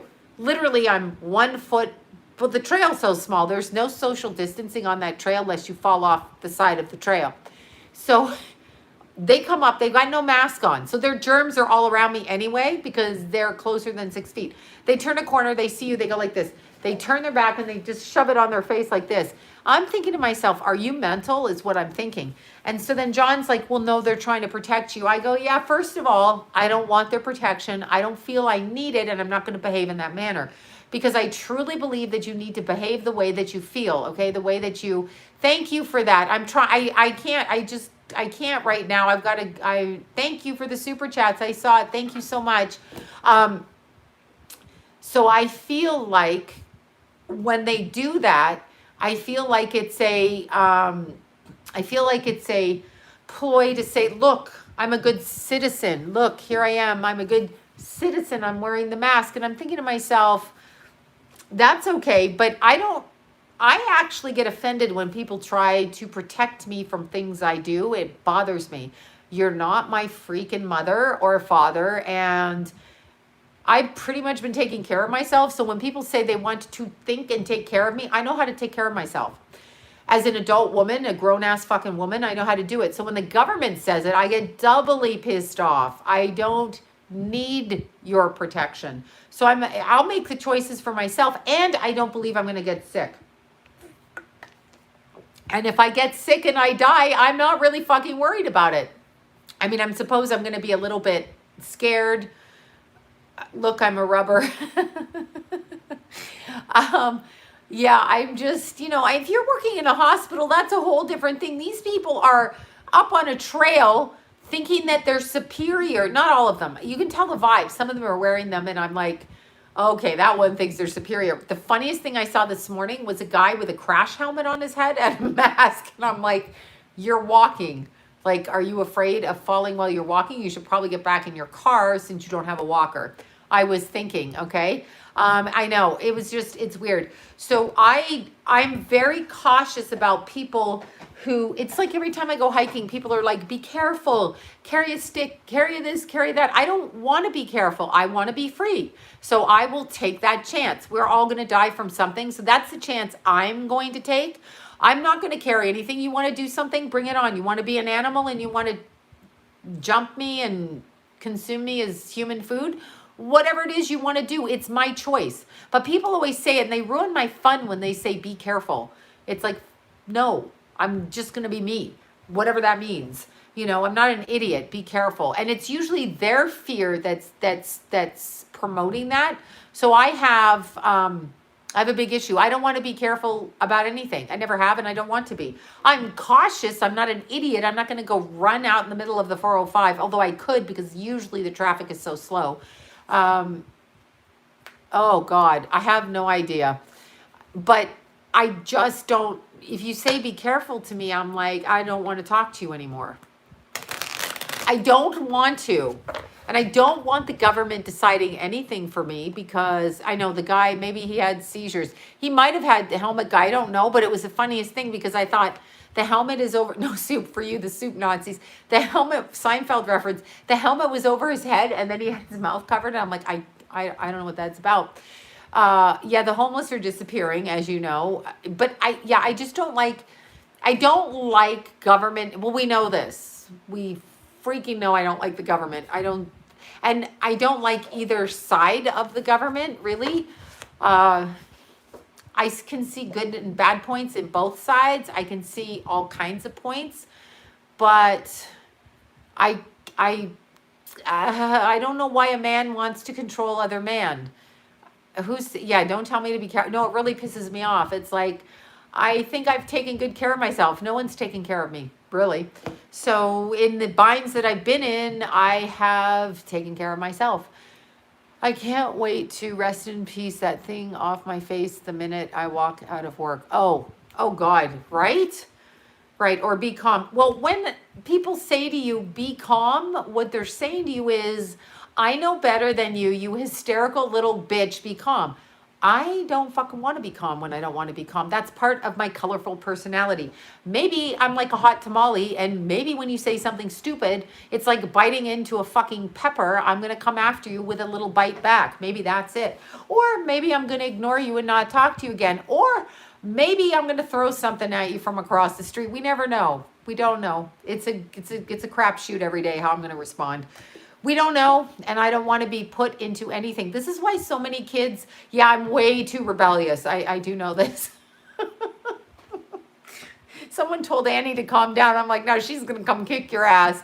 I've just always thought that any man who wanted to run, or woman, for president, that they think they're, like, who wants to control people? I don't want to control you. I don't want to control you. So when I see them running in this fake thing, like, look, I'm going to go do this and I'm going to rule the world. I'm like, what are you talking about? There are no rules here. There are no rules. So I always find this pretty funny. Sorry, I thought I heard a knock. I was just checking my door, and actually it's a knock over there. So, but I find it funny that human beings want to rule other people. I wouldn't presume to know anything that's right for anybody else, honestly. So when I hear somebody running for president, they do those things. Now, I will tell you with Chris Christie, what I did notice, and this is just production value, camera readiness. I did notice that the fuckwads and I'm calling them that, you ridiculous news media people on those debates. Remember, it was Chris Christie, Hillary, Rubio, whatever it was back then. So they're there, and when I'm looking at the camera angle, I'm looking through the camera, like obviously I'm seeing them. They got Chris Christie on the side. They put the biggest, fattest guy with the biggest ass so that you get a side view, which makes people not vote for him anyway. They're not going to vote for that. They're not going to vote for that because it gives a bad impression. It's called being camera. No, I'm serious. The candidates that were the upper echelon candidates were in the middle where you can't see them. No, you never. I got put on that show. I know Michael's watching some here, but I did Politics as a Drag show where I worked with all the drag queens. And some weird little angry guy that I was talking to, some pundit, political pundit guy who kept screaming and laughing that I was psychic. Anyway, the Politics as a Drag thing, when I did it, so I was with the men that are drag queens. So they're tall, right? They're 6 feet tall, 6'4", 6'3". So I'm a little girl compared to them. And then the pundit guy was over there and he was little compared to them, as in he was shorter. So they put me on the corner and I'm so acutely aware of the camera angle. Literally, they couldn't put the men on the corner. I mean, the drag queens on the corner because they're so much bigger. It would have blocked and it wouldn't have looked a certain way. And besides, their wigs were huge. But when you're sitting on the corner, if it's a bunch of women, I'm not going to sit on that end corner. I get put on there because I'm the little one there, the shortest usually. So I get put on the corner, but it's not a good angle because it immediately cuts off your waist and shows everything. So they put Chris Christie there. What's that about? Why would you put him on the edge? You just lost millions of votes. His PR person should have been saying, no, I'm 5'6" almost. I'm not short, but I'm short in my head. Okay? I'm short in my head. I'm 5'5" and a smack away from 5'6". But I'm usually the littlest when I'm on camera. I'm usually the littlest out of all the women. No, I know people don't. Oh, you're 5'10". Oh my God, that's awesome. 5 feet. Okay, that 5'3", 5'6". Yeah, see? Yeah, that's what I am. No, I know no one takes Chris Christie seriously, but I noticed just from watching it, when you're presenting something, why are you putting the fatties on the end? No offense to them, but why are you doing that? You're setting them up to fail. That's a problem. It's like, I'll give you an example. It's like those stupid psychic books when 5'8", beautiful. If I was 5'8", I wouldn't have a weight problem, right? Yeah. Well, 6'2", that's awesome. Are you kidding? I'd love to be 6'2" and wear 5-inch spikes. That would fuck people up. Then, yeah, I could see that would be a problem for me. I love wearing 6-inch heels anyway. See, a mini you, awesome. That's so cute. So when you look at those psychic books where they call you the best psychic in the world, the best this, 5'7", now 5'8". I grew almost to be 5'6" after I had Keith. I don't know why. That extra inch, you can pack a little bit more chocolate in the ass, right? So 15 shoe size. I don't even know what to say to that. 5'2" on a good day. Cool. 5'2" is cute. 5'7", 5'10". Oh my God, there's some nice tall ladies on here. So awesome. 5'7". That's great. I would love to be super tall, but I'm not. I'm average, just really average height, yeah, humiliation. I knew what it was for Christy, but here's the thing, like in those psychic books, when they go, we want to put you in a book about the best psychics, not me personally, because I threatened to sue that woman that wanted to do it. And then she was going to put me in there, right? She was going to put me in the book against my will. And I told her that I would have a cease and desist on her. Just because I didn't want to ever be labeled that, because that's so ridiculous. You don't know who the best psychic is in the world. Nobody knows who it is because you don't know who it is, for God's sakes. Because you don't know all the psychics in the world. So that's like saying the best whatever in the world. Out of what pool of people are we picking from? Usually a pool, here's how it works. You got into that book, The 100 Best Psychics in the World, or the US or whatever, which I threatened the writer of that. to not put me in that book. They had to buy 20 copies of the book in order to get into the book. And then here's the thing. Where are you placed in the book? What if you're in the back of the book? Does that make you a worse psychic than the person placed in the first position? That's like placing you on a stage here versus placing you over here. It's setting you up for failure. So they set you up. Oh my God, I know. I love wearing high heels.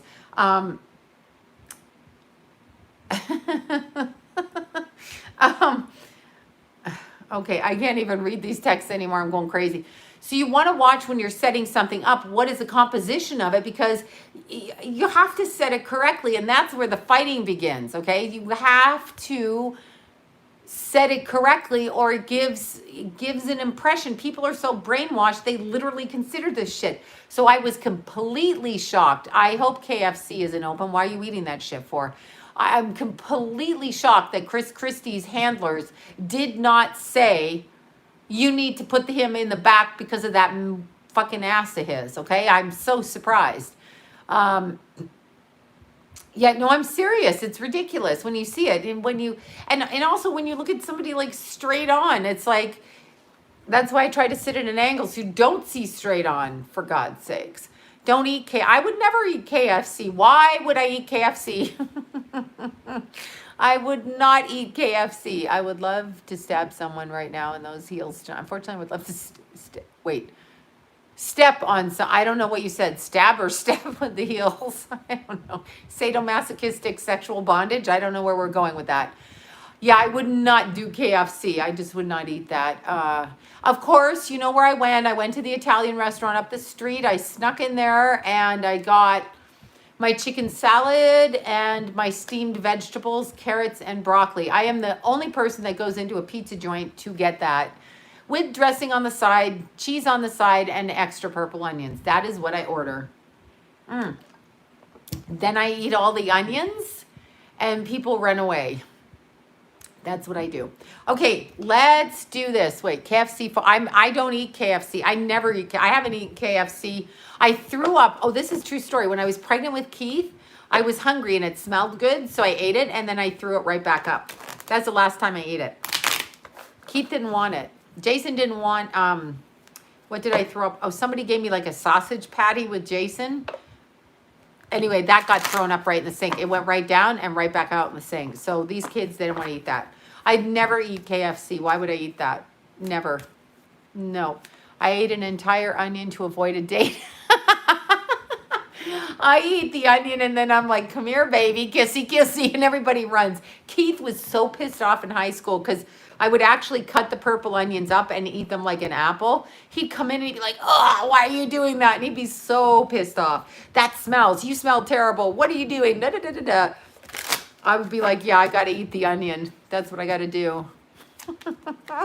So that's what I would do. Purple onion, delish. So I just ate a bunch tonight. So yummy. Delicious. I love it. I'm going to eat them. Nobody's here right now. Why can't I eat them? I love grilled onions. Too much fat. Not on the onions. There's no fat. Onions are fantastic for clearing your energy. They're so good. Onion soup. I don't eat soups, but I would eat onion soup. I just like onions.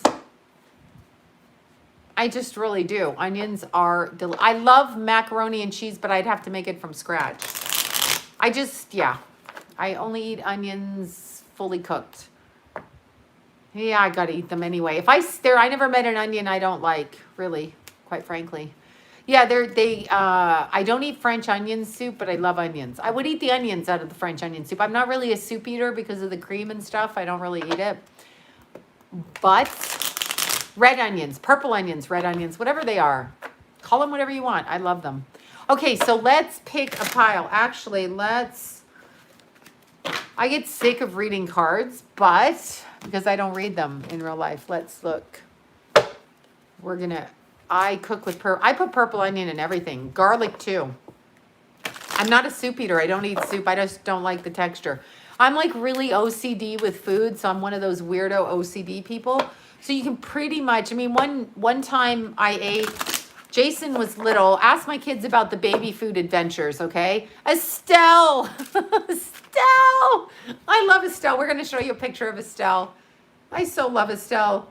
Estelle, I miss you. I just thought of something really funny and I'm not going to say it. Okay, I'm not going to say it, Estelle. I can't. Estelle, I love you. Estelle's a Leo. We're going to show you Estelle again. Because Estelle's so cute, we can't not show you Estelle at night. We must show you her. Okay, this is her, wait, what is this? Your Memorial Day outfit? This is so cute. Look at you. This is Estelle today in her red, white, and blue. Though it really be periwinkle Estelle. Anyway, red, it's duster blue. This is cute Estelle. Isn't she darling? Okay, so that's Estelle. So it's Estelle Day official for your Jaffa Cosmetics. That's what it is. Isn't that, her red lipstick's great. I have your red, it's periwinkle Estelle. I know it's really not, but, and there's, look at beautiful Estelle. Look, is there anything more beautiful? There is nothing more beautiful than Estelle. And Estelle likes the same kind of things that Sloan likes. Older Aries men. I'm not saying it. I'm just saying at one time there could have been an Aries connection. See, Leo and Aries always. I shouldn't say that, but Aries and Leo go together, and then Leos and Leos go together. So there's always that. Now let's find one other picture of Estelle. I've shown your pretty makeup picture. Definitely showing that. Some of them, you're such a good girl. No, she's super cute. She's funny. And actually, I'll tell you something. Her skin, it's periwinkle. I said periwinkle, but it's blue to her. Or maybe it's the coloring. Her skin literally doesn't have a mark on it. So when we go to the beach, her skin's like perfect. And I'm so jealous. I really am jealous of that. Totally jealous. Okay, let's find another picture. I'm looking. Oh yeah, Estelle does these beautiful like shows where she goes up with her makeup. Mark and Estelle. That's her clothing thing. Oh, I love this one. This is super good. This is her black eyeliner one. Look at this. Is she a little vixen or what? Look at this little vixen. Right? She's a little vixen. Little vixen Estelle. Carol, show your picture. Send a picture, Carol. Because I've only got that one picture from Christmas. That's all I have. That's all I have. Okay, so Estelle would not eat your... Wait, I just found another good picture of you. I think I have to show this picture. I'm in love with Estelle's Instagram. I stalk Estelle. I'm an Estelle stalker. Okay, okay, when I met Estelle, we were both having the bleach hair problems and we could have been putting too much bleach in our hair and we might have been cracking our own hair. And then we had to fix our own hair. And we both learned how to do it and we drove our hairdressers fucking crazy, okay? I think my hair was slightly longer, but not much. I am an Estelle stalker. But look at this. This is your red lipstick. It's the best. Look. How can you not stalk this one? I know. She totally rocks the lipstick. She gave me that for Christmas. She gave me a bunch of stuff for Christmas. You know what I love? Oh my God. What is that volcanic ash face stuff? I put that on this morning. It's so cute on my face. The face mask that exfoliates. I know Estelle wears red lipstick better than nobody's business. And when she does Fashion Week, she goes up and she rocks her fashion line at Fashion Week. I'm just trying to be Estelle, but I'm like a spaz. I'm the spaz version of Estelle. But the red lipstick is just beautiful on her. So it is really, really beautiful. So I've got so many pictures. And Estelle makes me laugh, and I love her. I just love her, and I miss our dinners. I can't get to my dinner with her. Of course, I can't get to Malibu today because it's probably jam-packed. So there, I would have gone to have dinner in Malibu, but nothing's open. No, she's definitely a pro. This deck, I don't even know what deck this is. I'm just doing a different deck tonight because I am so freaking bored. There we are. It's this deck. Estelle's father was an astrologer, and she gave me some lovely crystals from her dad. Her dad liked crystals, and he was an astrologer, and her mom and dad met in astrology class. So how could she not be my friend? I mean, come on. Please. Please. And little rascal Lila wants to be just like Estelle. When she met Estelle, Lila's like, how can I be like this? And she's already got the lipstick and the nails down. So there you go. Yeah, you should check out her brand. She's the spokesperson for Jafra, and that's her grandmother's company, and she's doing it beautifully, beautifully. I love that. I wear all her stuff. They're under eye, Sloan doesn't sleep enough bag stuff is the best. What is it? Concealer is the best. Estelle is beautiful. I could tell you her chart in a second off the top of my head. Carol is beautiful. Estelle is beautiful. Arlene is beautiful. Randy is beautiful. Daniela and Barb are beautiful. We're a beautiful pack of girls when we go out. Some of us are clumsier than others. That would be me. That would be me. I'm the clumsy one. Estelle is graceful. She floats in. I get my scarf in the winter caught in my car door. And I almost choke in it. I also crashed my car before I met them for dinner. The valet backed into my car and took the fender off, okay, the bumper. That shit happens to me. And then there's Estelle. She gracefully glides in. She's full of mischief, but it just looks graceful on her. I'm full of mischief and I get caught in the door with my scarf. There's that. Yeah, that's me. I know, get your hair caught. I'm the one that glues my eyes together with the, I know Lila is precious. She loves Estelle. Lila totally loves Estelle. Everything about Estelle she loves. She had such fun at Estelle's party. Yep, we crashed Estelle's birthday party. Yes, Jafra's, no, the Estelle's done beautiful. And that red lipstick is fantastic. I can't wear it on here because y'all will think like I'm trying to go out on a date with you. I can't do it. But I can wear it out other places. Okay, so pile number 1.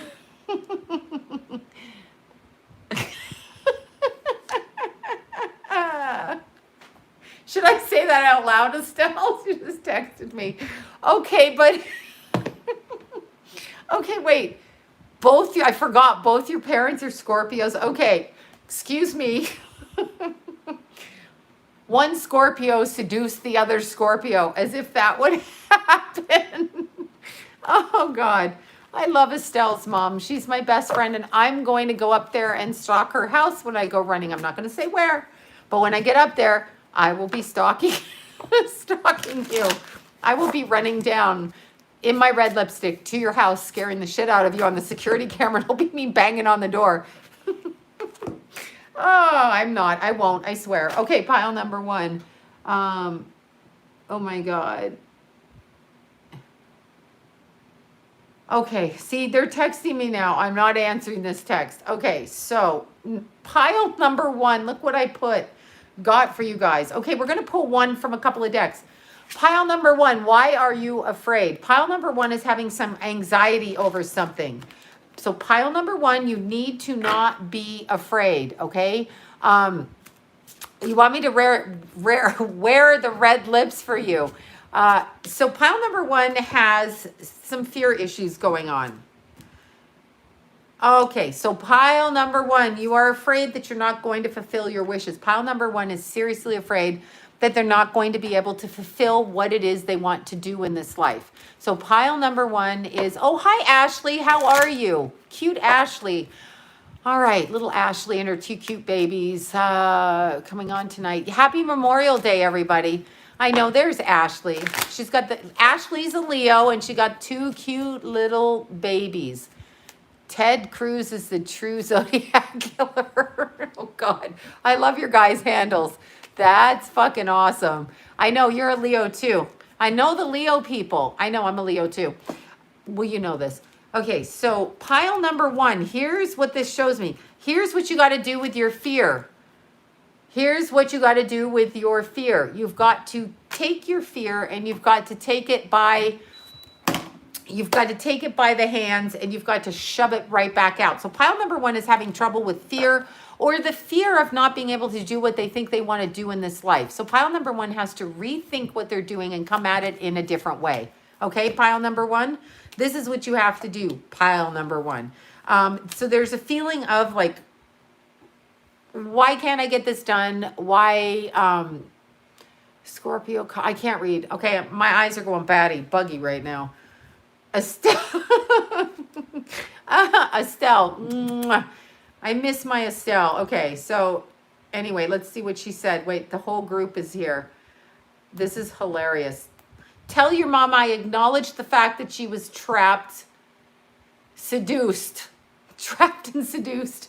But they made you. That's so cute. It was actually Estelle. I'm sorry, Jana. It was actually Estelle that got you married.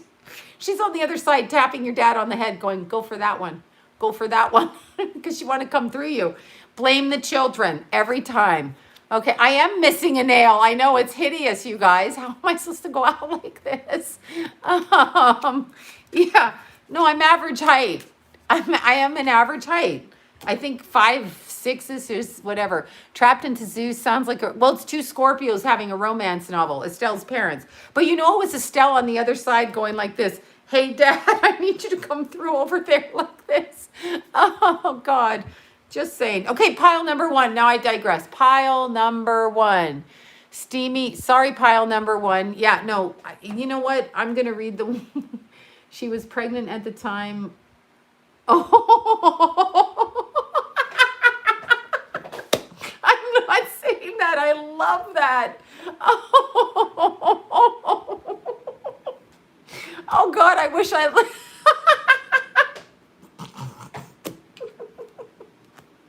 Oh shit, Estelle. Okay, that's fabulous. No, Estelle's texting me shit her mother did. Now I have a newfound respect. Okay, honestly, Estelle, there's a new sense of respect with that one. Oh God.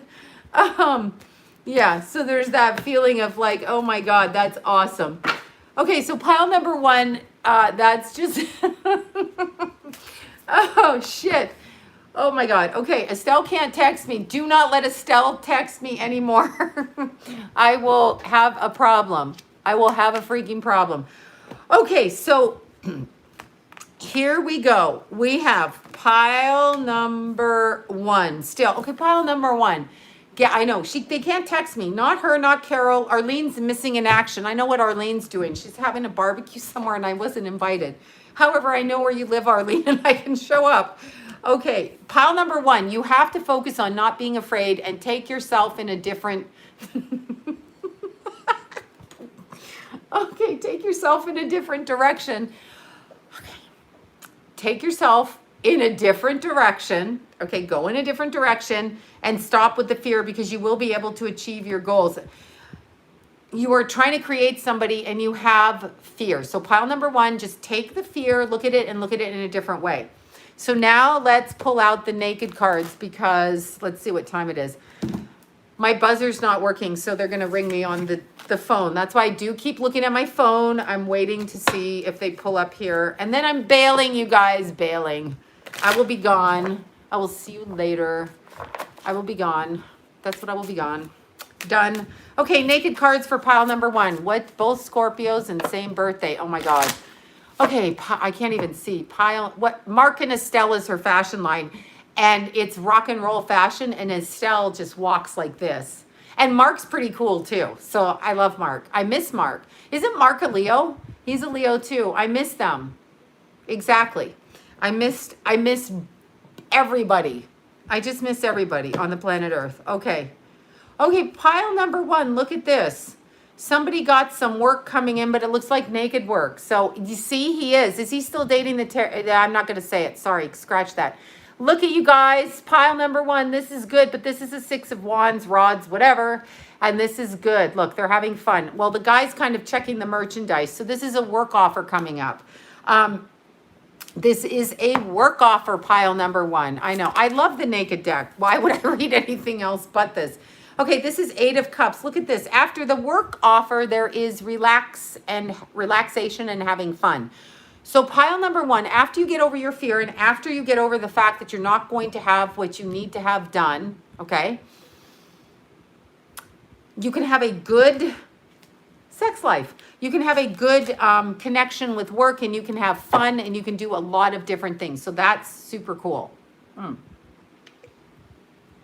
So for pile number one, that's all I got. I'm ADD and distracted and hyper, so that's what you're going to hear tonight.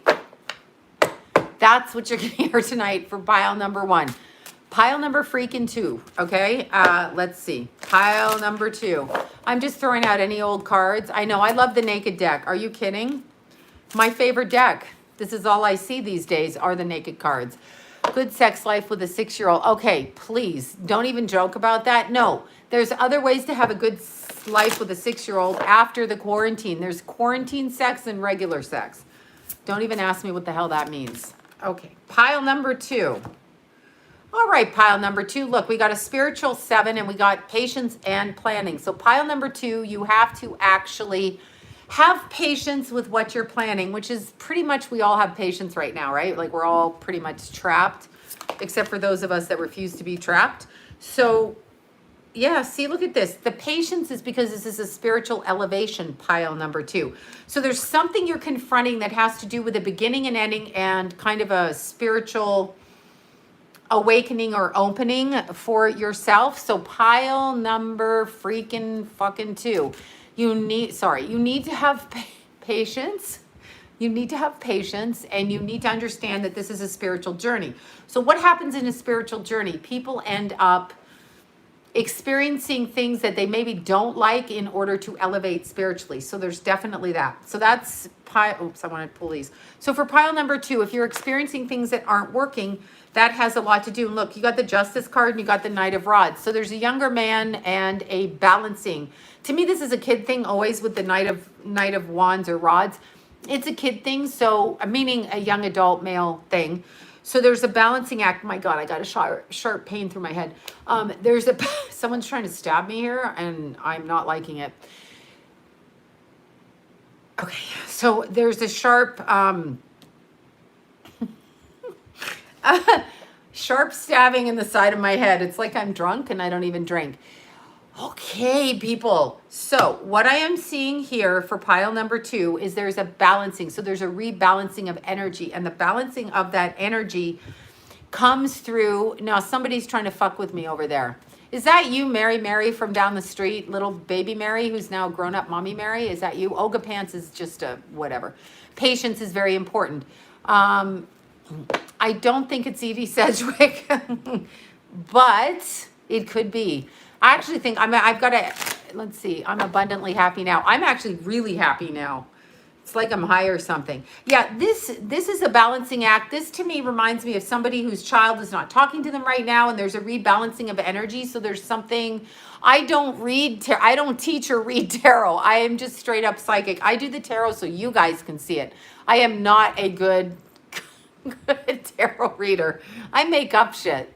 I get it psychically and just throw the cards out. And I don't use tarot in my day-to-day stuff. Unless I'm really fucking bored with what you're asking me. I have the Zen cards over there. Okay, so have a hard day. I'm over it entirely. No, I had a good day. It's whatever. I had a very happy day. A very interesting day. And I'm going to quote something that I said, that a friend, no, I didn't say it. A friend said to me, Edie Sedgwick, Warhol's muse. Wasn't she Andy Warhol's muse? And she died at like 27, 32, something like this. Yeah, I had a really good day, actually. Very happy, very fun.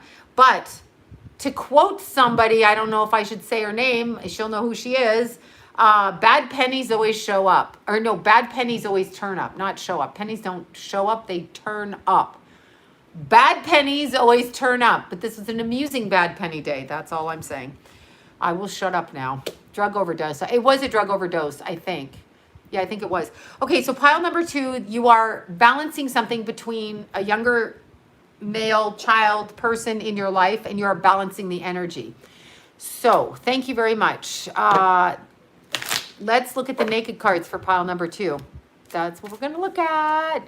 Yeah, Edie was fab. Oh, is that Kara Sedgwick's cousin? Interesting. Didn't even know that. Should have fucking figured that one out. Okay. Should have figured that shit out. Oh, look at you. 7 of Wands. Pile number 2 got a spiritual connection. All you single ones or ones that want to go out and whatever. Invested in great shower massager, though. Okay. I get what you're saying. All right. I can't do vibrator conversation. It's going to distract me again. This, you guys, this is the 7 of Wands. So this is spiritual information about a lover that you have coming in. I know he was killed, but I know I did Richard Surrett's show on Jimi Hendrix and another musician that actually vibrators for everybody. This is why I love my girls, because remember, I'm going to mention Estelle again at our Christmas party when we got vibrators from Barb the Scorpio. All of us got vibrators. I was so fucking happy. I was like, oh my God, who gives this for Christmas gift? Love it. And so Estelle takes her vibrator home, calls me up and says, you know, it's really good for face massage. I'm like, what? Excuse me? And she's like, yeah, I've been using it as a face massager. That's because she didn't probably need the vibrator. Just saying. Anyway, that was Estelle's life back then. No, remember that? She was using it as a face massager. Actually, it did her skin wonders. That's all I'm going to say. It really did. Estelle, do you remember that? Okay, I got to stop saying it. I'm obsessed. Anyway, we all got vibrators, and I Instagrammed it at Christmas in the middle of the restaurant. And whose birthday was that? I know, right? Whose birthday was that, Estelle? Wait, it was... Who got the big vibrator? Somebody got the extra size vibrator or the good one. It was whoever's birthday it was. Oh, Daniela. Was it Daniela? No, Daniela's Aquarius. Was it Daniela? Might have been Daniela. No, Daniela gave us the sexy bodysuits. Remember? Do you remember, Estelle, or did you get the pants? I got the sexy... Was it Carol? No, Carol's a Leo, like us. We go to so many parties, we don't know what the fuck we're doing. Okay, wait. No, it was... Yes, the bodysuit. I still have my sexy bodysuit. Okay, so Daniela's company. Let me show you cute Daniela. I think it was, whose birthday was it? Randy's birthday. Randy got that red vibrator. I shouldn't even be saying that. Randy's going to be like, no, let me show you Daniela's bodysuit. She has that workout company called SOOOO. Do I say that right? Oh, here's Mark and Estelle. I'm following. Look at Estelle, a girl after my own heart. Yes, this is Estelle's. I got to go back to Estelle. Look at Estelle's clothes. Okay, walking into the weekend. Okay, like with the cape. Is that your cape on? Oh God, Estelle, remember when you? So Estelle and I are at a dinner party. Not a dinner party. We were with a friend, and remember you had your jacket on, and we got in trouble. You probably don't remember this. It was like 5 years ago or whatever. And you opened your jacket, and the inside of Estelle's jacket has Estelle's face on it. That is so Leo, and I loved it. I just couldn't get over it. I need my own clothing company with my own face on it. But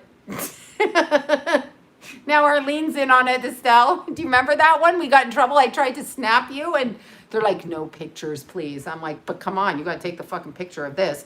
Okay, so wait. I want to look up here, Mark and Estelle. Let me find your runway stuff. So super cute. Yeah, Estelle at Fashion Week. And then, yeah, totally. Let's see. Well, here's Mark and Estelle. How cute are these two? Mark's doing that face, Estelle. Look. There's Mark. I love Mark. He's becoming psychic, I think. Don't tell him I gave him credit for that, but that's what he's doing. Some of the runway stuff, some of the cute from Mark and Estelle. It's her rock and roll line of clothes. So let's go to Daniela. Carol thinks it's amazing. Oh, Arlene has resurfaced. Tell Arlene I'm coming to her house right now. Okay, wait, before I digress on number 3, I'm sorry, you guys. I have to show you, first of all, I have to show you Daniela. Daniela's going to beat the shit out of me. But I must, okay, here's our other friend, Daniela. Take a look at Daniela, y'all. Check her out. Look at this babe. This is Daniela. Oh, and if you want to see Barb and Daniela, they have their podcast here. It's called the Honest as Fuck Show. Honest as Fuck. I was on their podcast, I think before Christmas. Estelle, you were on the podcast too. Anyway, it's the Honest as Fuck. And now let's get a picture of these two. Well, here they are doing their little podcast. There's these two. So it's the Honest as Fuck. Yeah, they're beautiful. And Estelle gave us this amazing bodysuit. Absolutely freaking amazing for Christmas gifts. So, yes, honest. It's called Honest as Fuck. They do all the beauty products and everything. And Estelle, I know you were on right after me. Something like that. I think I went first only because I can't remember. You were after Christmas. I was before Christmas. And Arlene listens to all of them. And that's super good. Okay, so let me look up the bodysuit. I'm getting distracted by clothing now because I'm like, okay, seriously, how do I not know the name, how to spell this correctly? Hold on, I will get it. Let's just look. Let's just look. Okay, well, what the hell? Where did it go? Oh, no, I'm sorry. Forgot the name of the clothing company. Here we go. Sallow, thank you for spelling it in English for me. I'm like, wait. No, I was thinking of Westland Grant, her other company. There we go. Okay, so let's look at the cute bodysuit that me and Estelle got. And it's so freaking cute. It's workout clothes, but there's a cute little bodysuit we got for Christmas. You see it? That's neither one of us in the picture, but that's it. Anyway, that's Daniela's company along with the Westland Grant company, but that's the workout company. Yeah, so cute. Look at the bodysuits. Aren't they super cute? Super freaking cute. If we had these little bodies, it would really, I know, it would be, good night, fellow Canadians. It would be so hot if we had these little bodies. But yeah, look. You can tell that they missed their dinner though, these girls. I'm jealous. All right, so let's get on to the rest. Let's pull the other naked card for pile number 2. I totally digressed on a fashion tangent. Okay. All right, Orangeville, Ontario. Orangeville, Stella. Okay, this is, okay, look at you. You were doing so good, pile number 2, and then look what happened. The man in this relationship is upset, okay? I know, they're really pretty girls, right? I know. Estelle and I are troublemakers, Arlene and Carol. We're the ones that they put on the other end of the table because we're loud and we have pictures. Estelle blew everyone away at a dinner a year ago when she said something, and then I came around a year later and said something else, and then the whole table, but we kind of said the same thing, but at different times. We do that, and then, exactly. Okay. Exactly. So this one here, pile number 2. Pile number 2. Pile number 2, this is somebody's upset. Somebody's happy, somebody's upset. So this is interesting because pile number 2, it does remind me of the 80s. Pile number 2, you got to not take so much stuff seriously that's going on in your life because you're going to make somebody mad. So just let them have their tantrum and go away. All right. That's about as much as I can focus. I'm like, I have no idea, you guys. I don't keep track of people. Okay, see, I do keep track of people that text me on my phone, though, because they would have my phone number. Everybody else, I don't keep track of. I don't know. Maybe they're celebrating Memorial Day. I don't know where Andrew went because I haven't talked to him. And I'm not talking about Tiffany's Andrew. This is a different Andrew. Okay. Let's see. All right. Let's see. It's similar to a Brooke Shields ad. Oh, yeah. Daniela's a little baby doll. I can't stop. I got to stop. All right, pile number 3. Here you are. And I don't know where everybody is or anybody is because I don't know unless I know. And I know not very much. Pile number 3. Many of our texts coincide with the live. I know. Arlene, I know you're there. Arlene's there. Okay. Yeah, thank you for that. I'm the goofy one in the bunch. I'm the goofy one. I can't do that right now. I just can't do that. I cannot give him credit right now. I have to prepare for that one. Okay, pile number 3. Okay, you had to go pee. You're back. That's awesome. Thanks for telling us. I would pee on the street, but my neighbors are getting pissed off because I refuse to use a bathroom. Okay, pile number 3. Let's see, pile number 3. He's cool, but broke his heart. Oh God. Oh God, I'm dying. Are you kidding me? Okay, pile number 3. Pile number 3. I don't like what I just pulled for pile number 3, but this is interesting.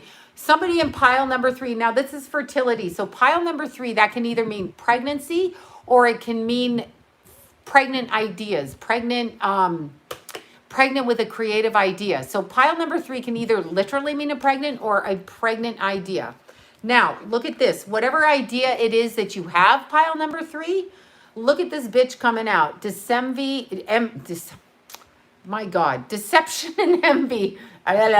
Deception and envy, okay? So pile number 3 is deception and envy here, and we have fertility. So we have ideas, and then we have somebody that's jealous of your ideas. So pay attention to that. Watch who your friends are. Watch who you talk to.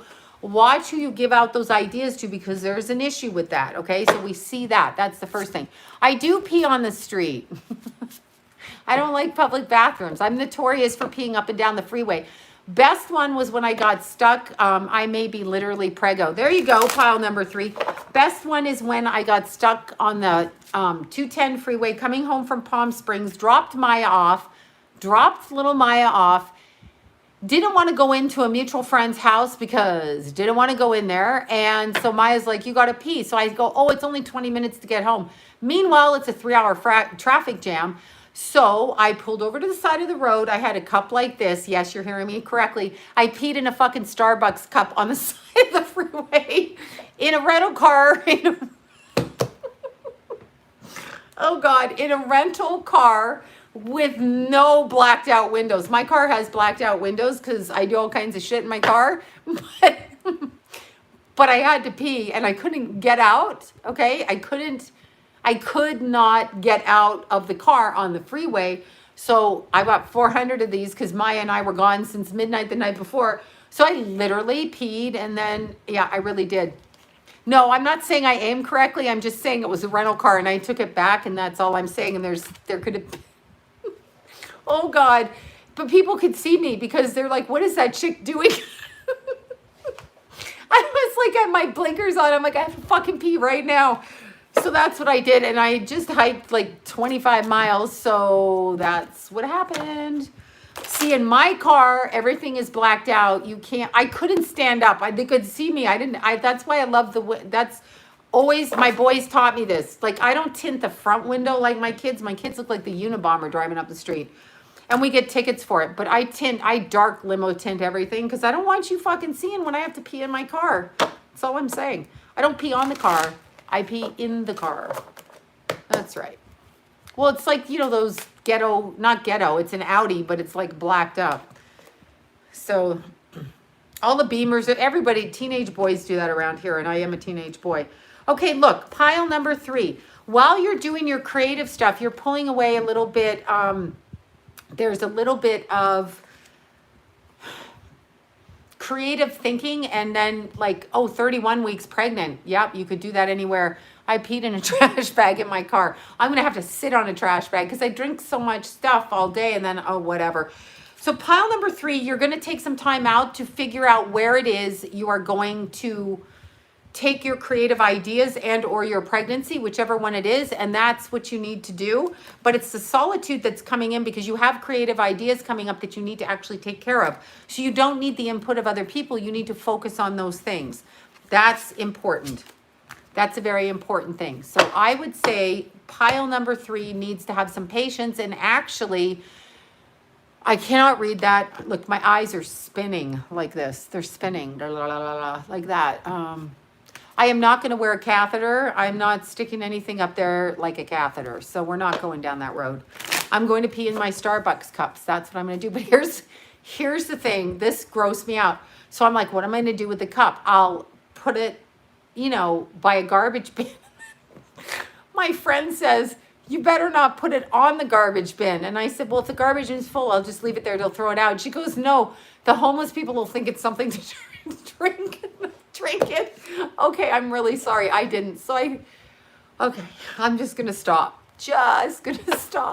Really going to stop. Sometimes I'll go in the backyard and pee. That's just who I am. Deal with it.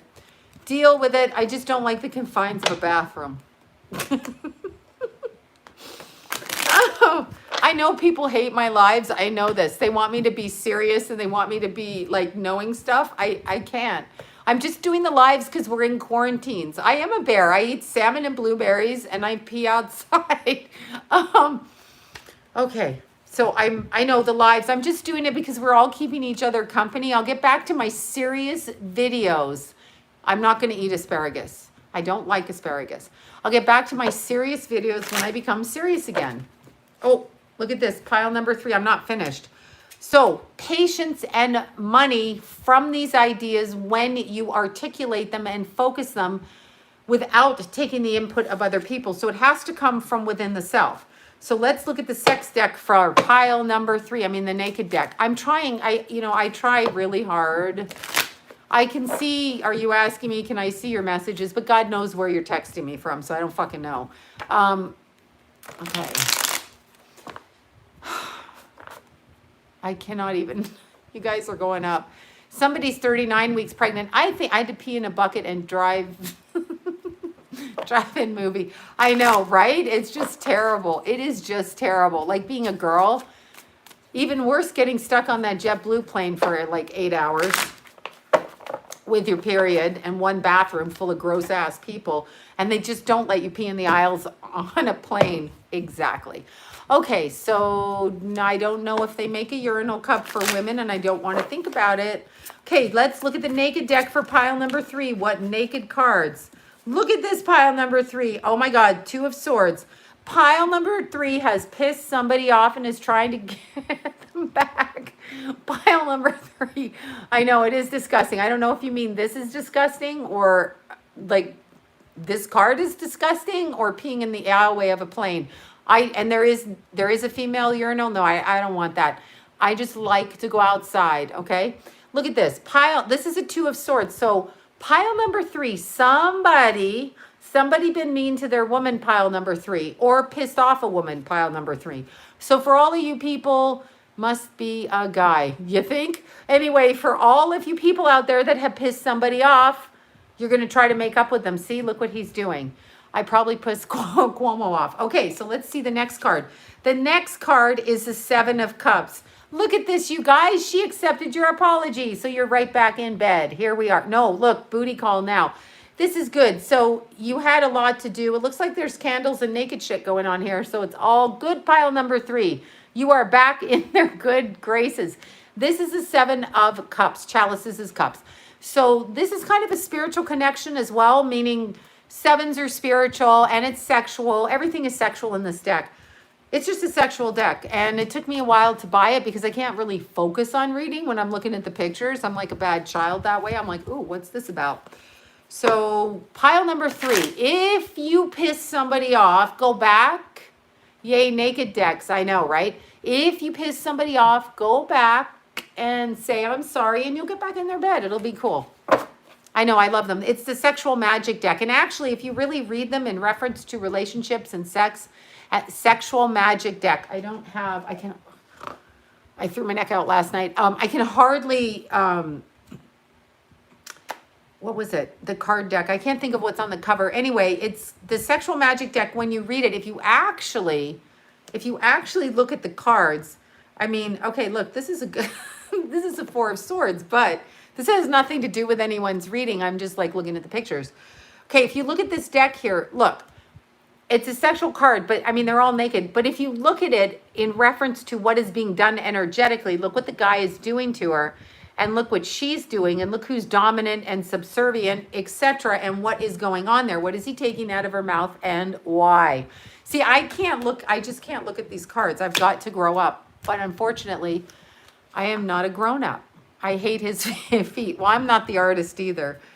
This is a good one. Look, Knight of Wands. Of course, if you pull a Knight of Wands, you know that's a younger man that's full of shit, just doing bullshit shit like this.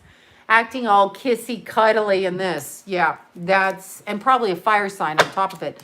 So, yeah, you don't want to go with that one. But anyway, it looks cute. Cute card. Okay, I'm putting the naked deck away.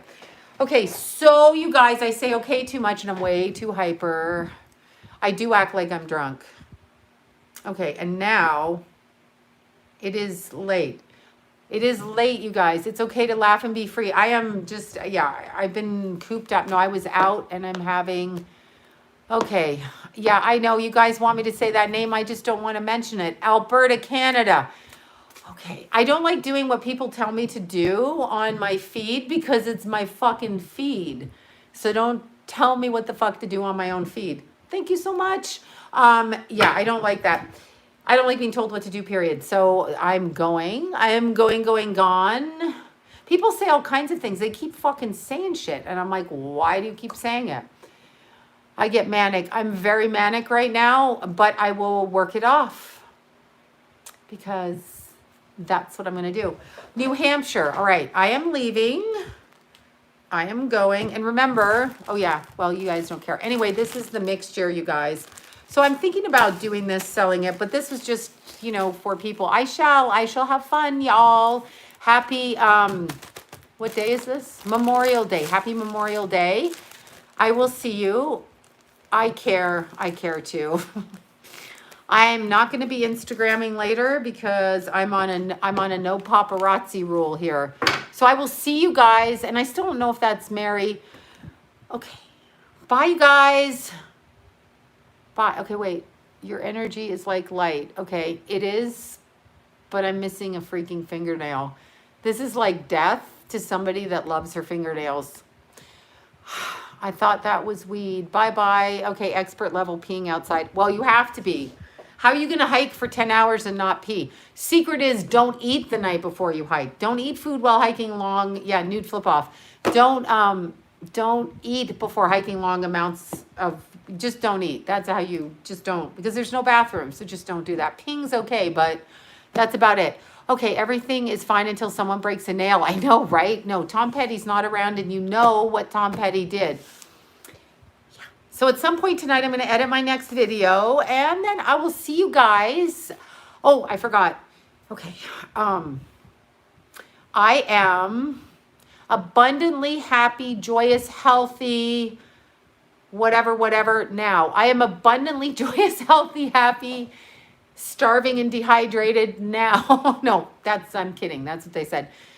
We are peeing outside now. Oh yeah, we forgot to say, I can't even look it up. We're praying for Andrew, but not Andrew, another Andrew, Tiffany's Andrew. We're praying for him and everybody. Yeah, forgive my foul fucking mouth. I know. Okay, so have a good night. I'm actually like, if I told you what I'm looking at right now, you would crack up laughing. I cannot tell you. I am. They're standing right over there. You know what I'm doing. They're trying to get in here and I don't want to freaking deal with them. But I will deal with them. Okay. I love you guys. Yes. Bless up, brother. Oh, that's a good one. I love you guys and I will see you when I see you. I will see you when I see you. Okay. Peace out, everybody. Bye, you guys.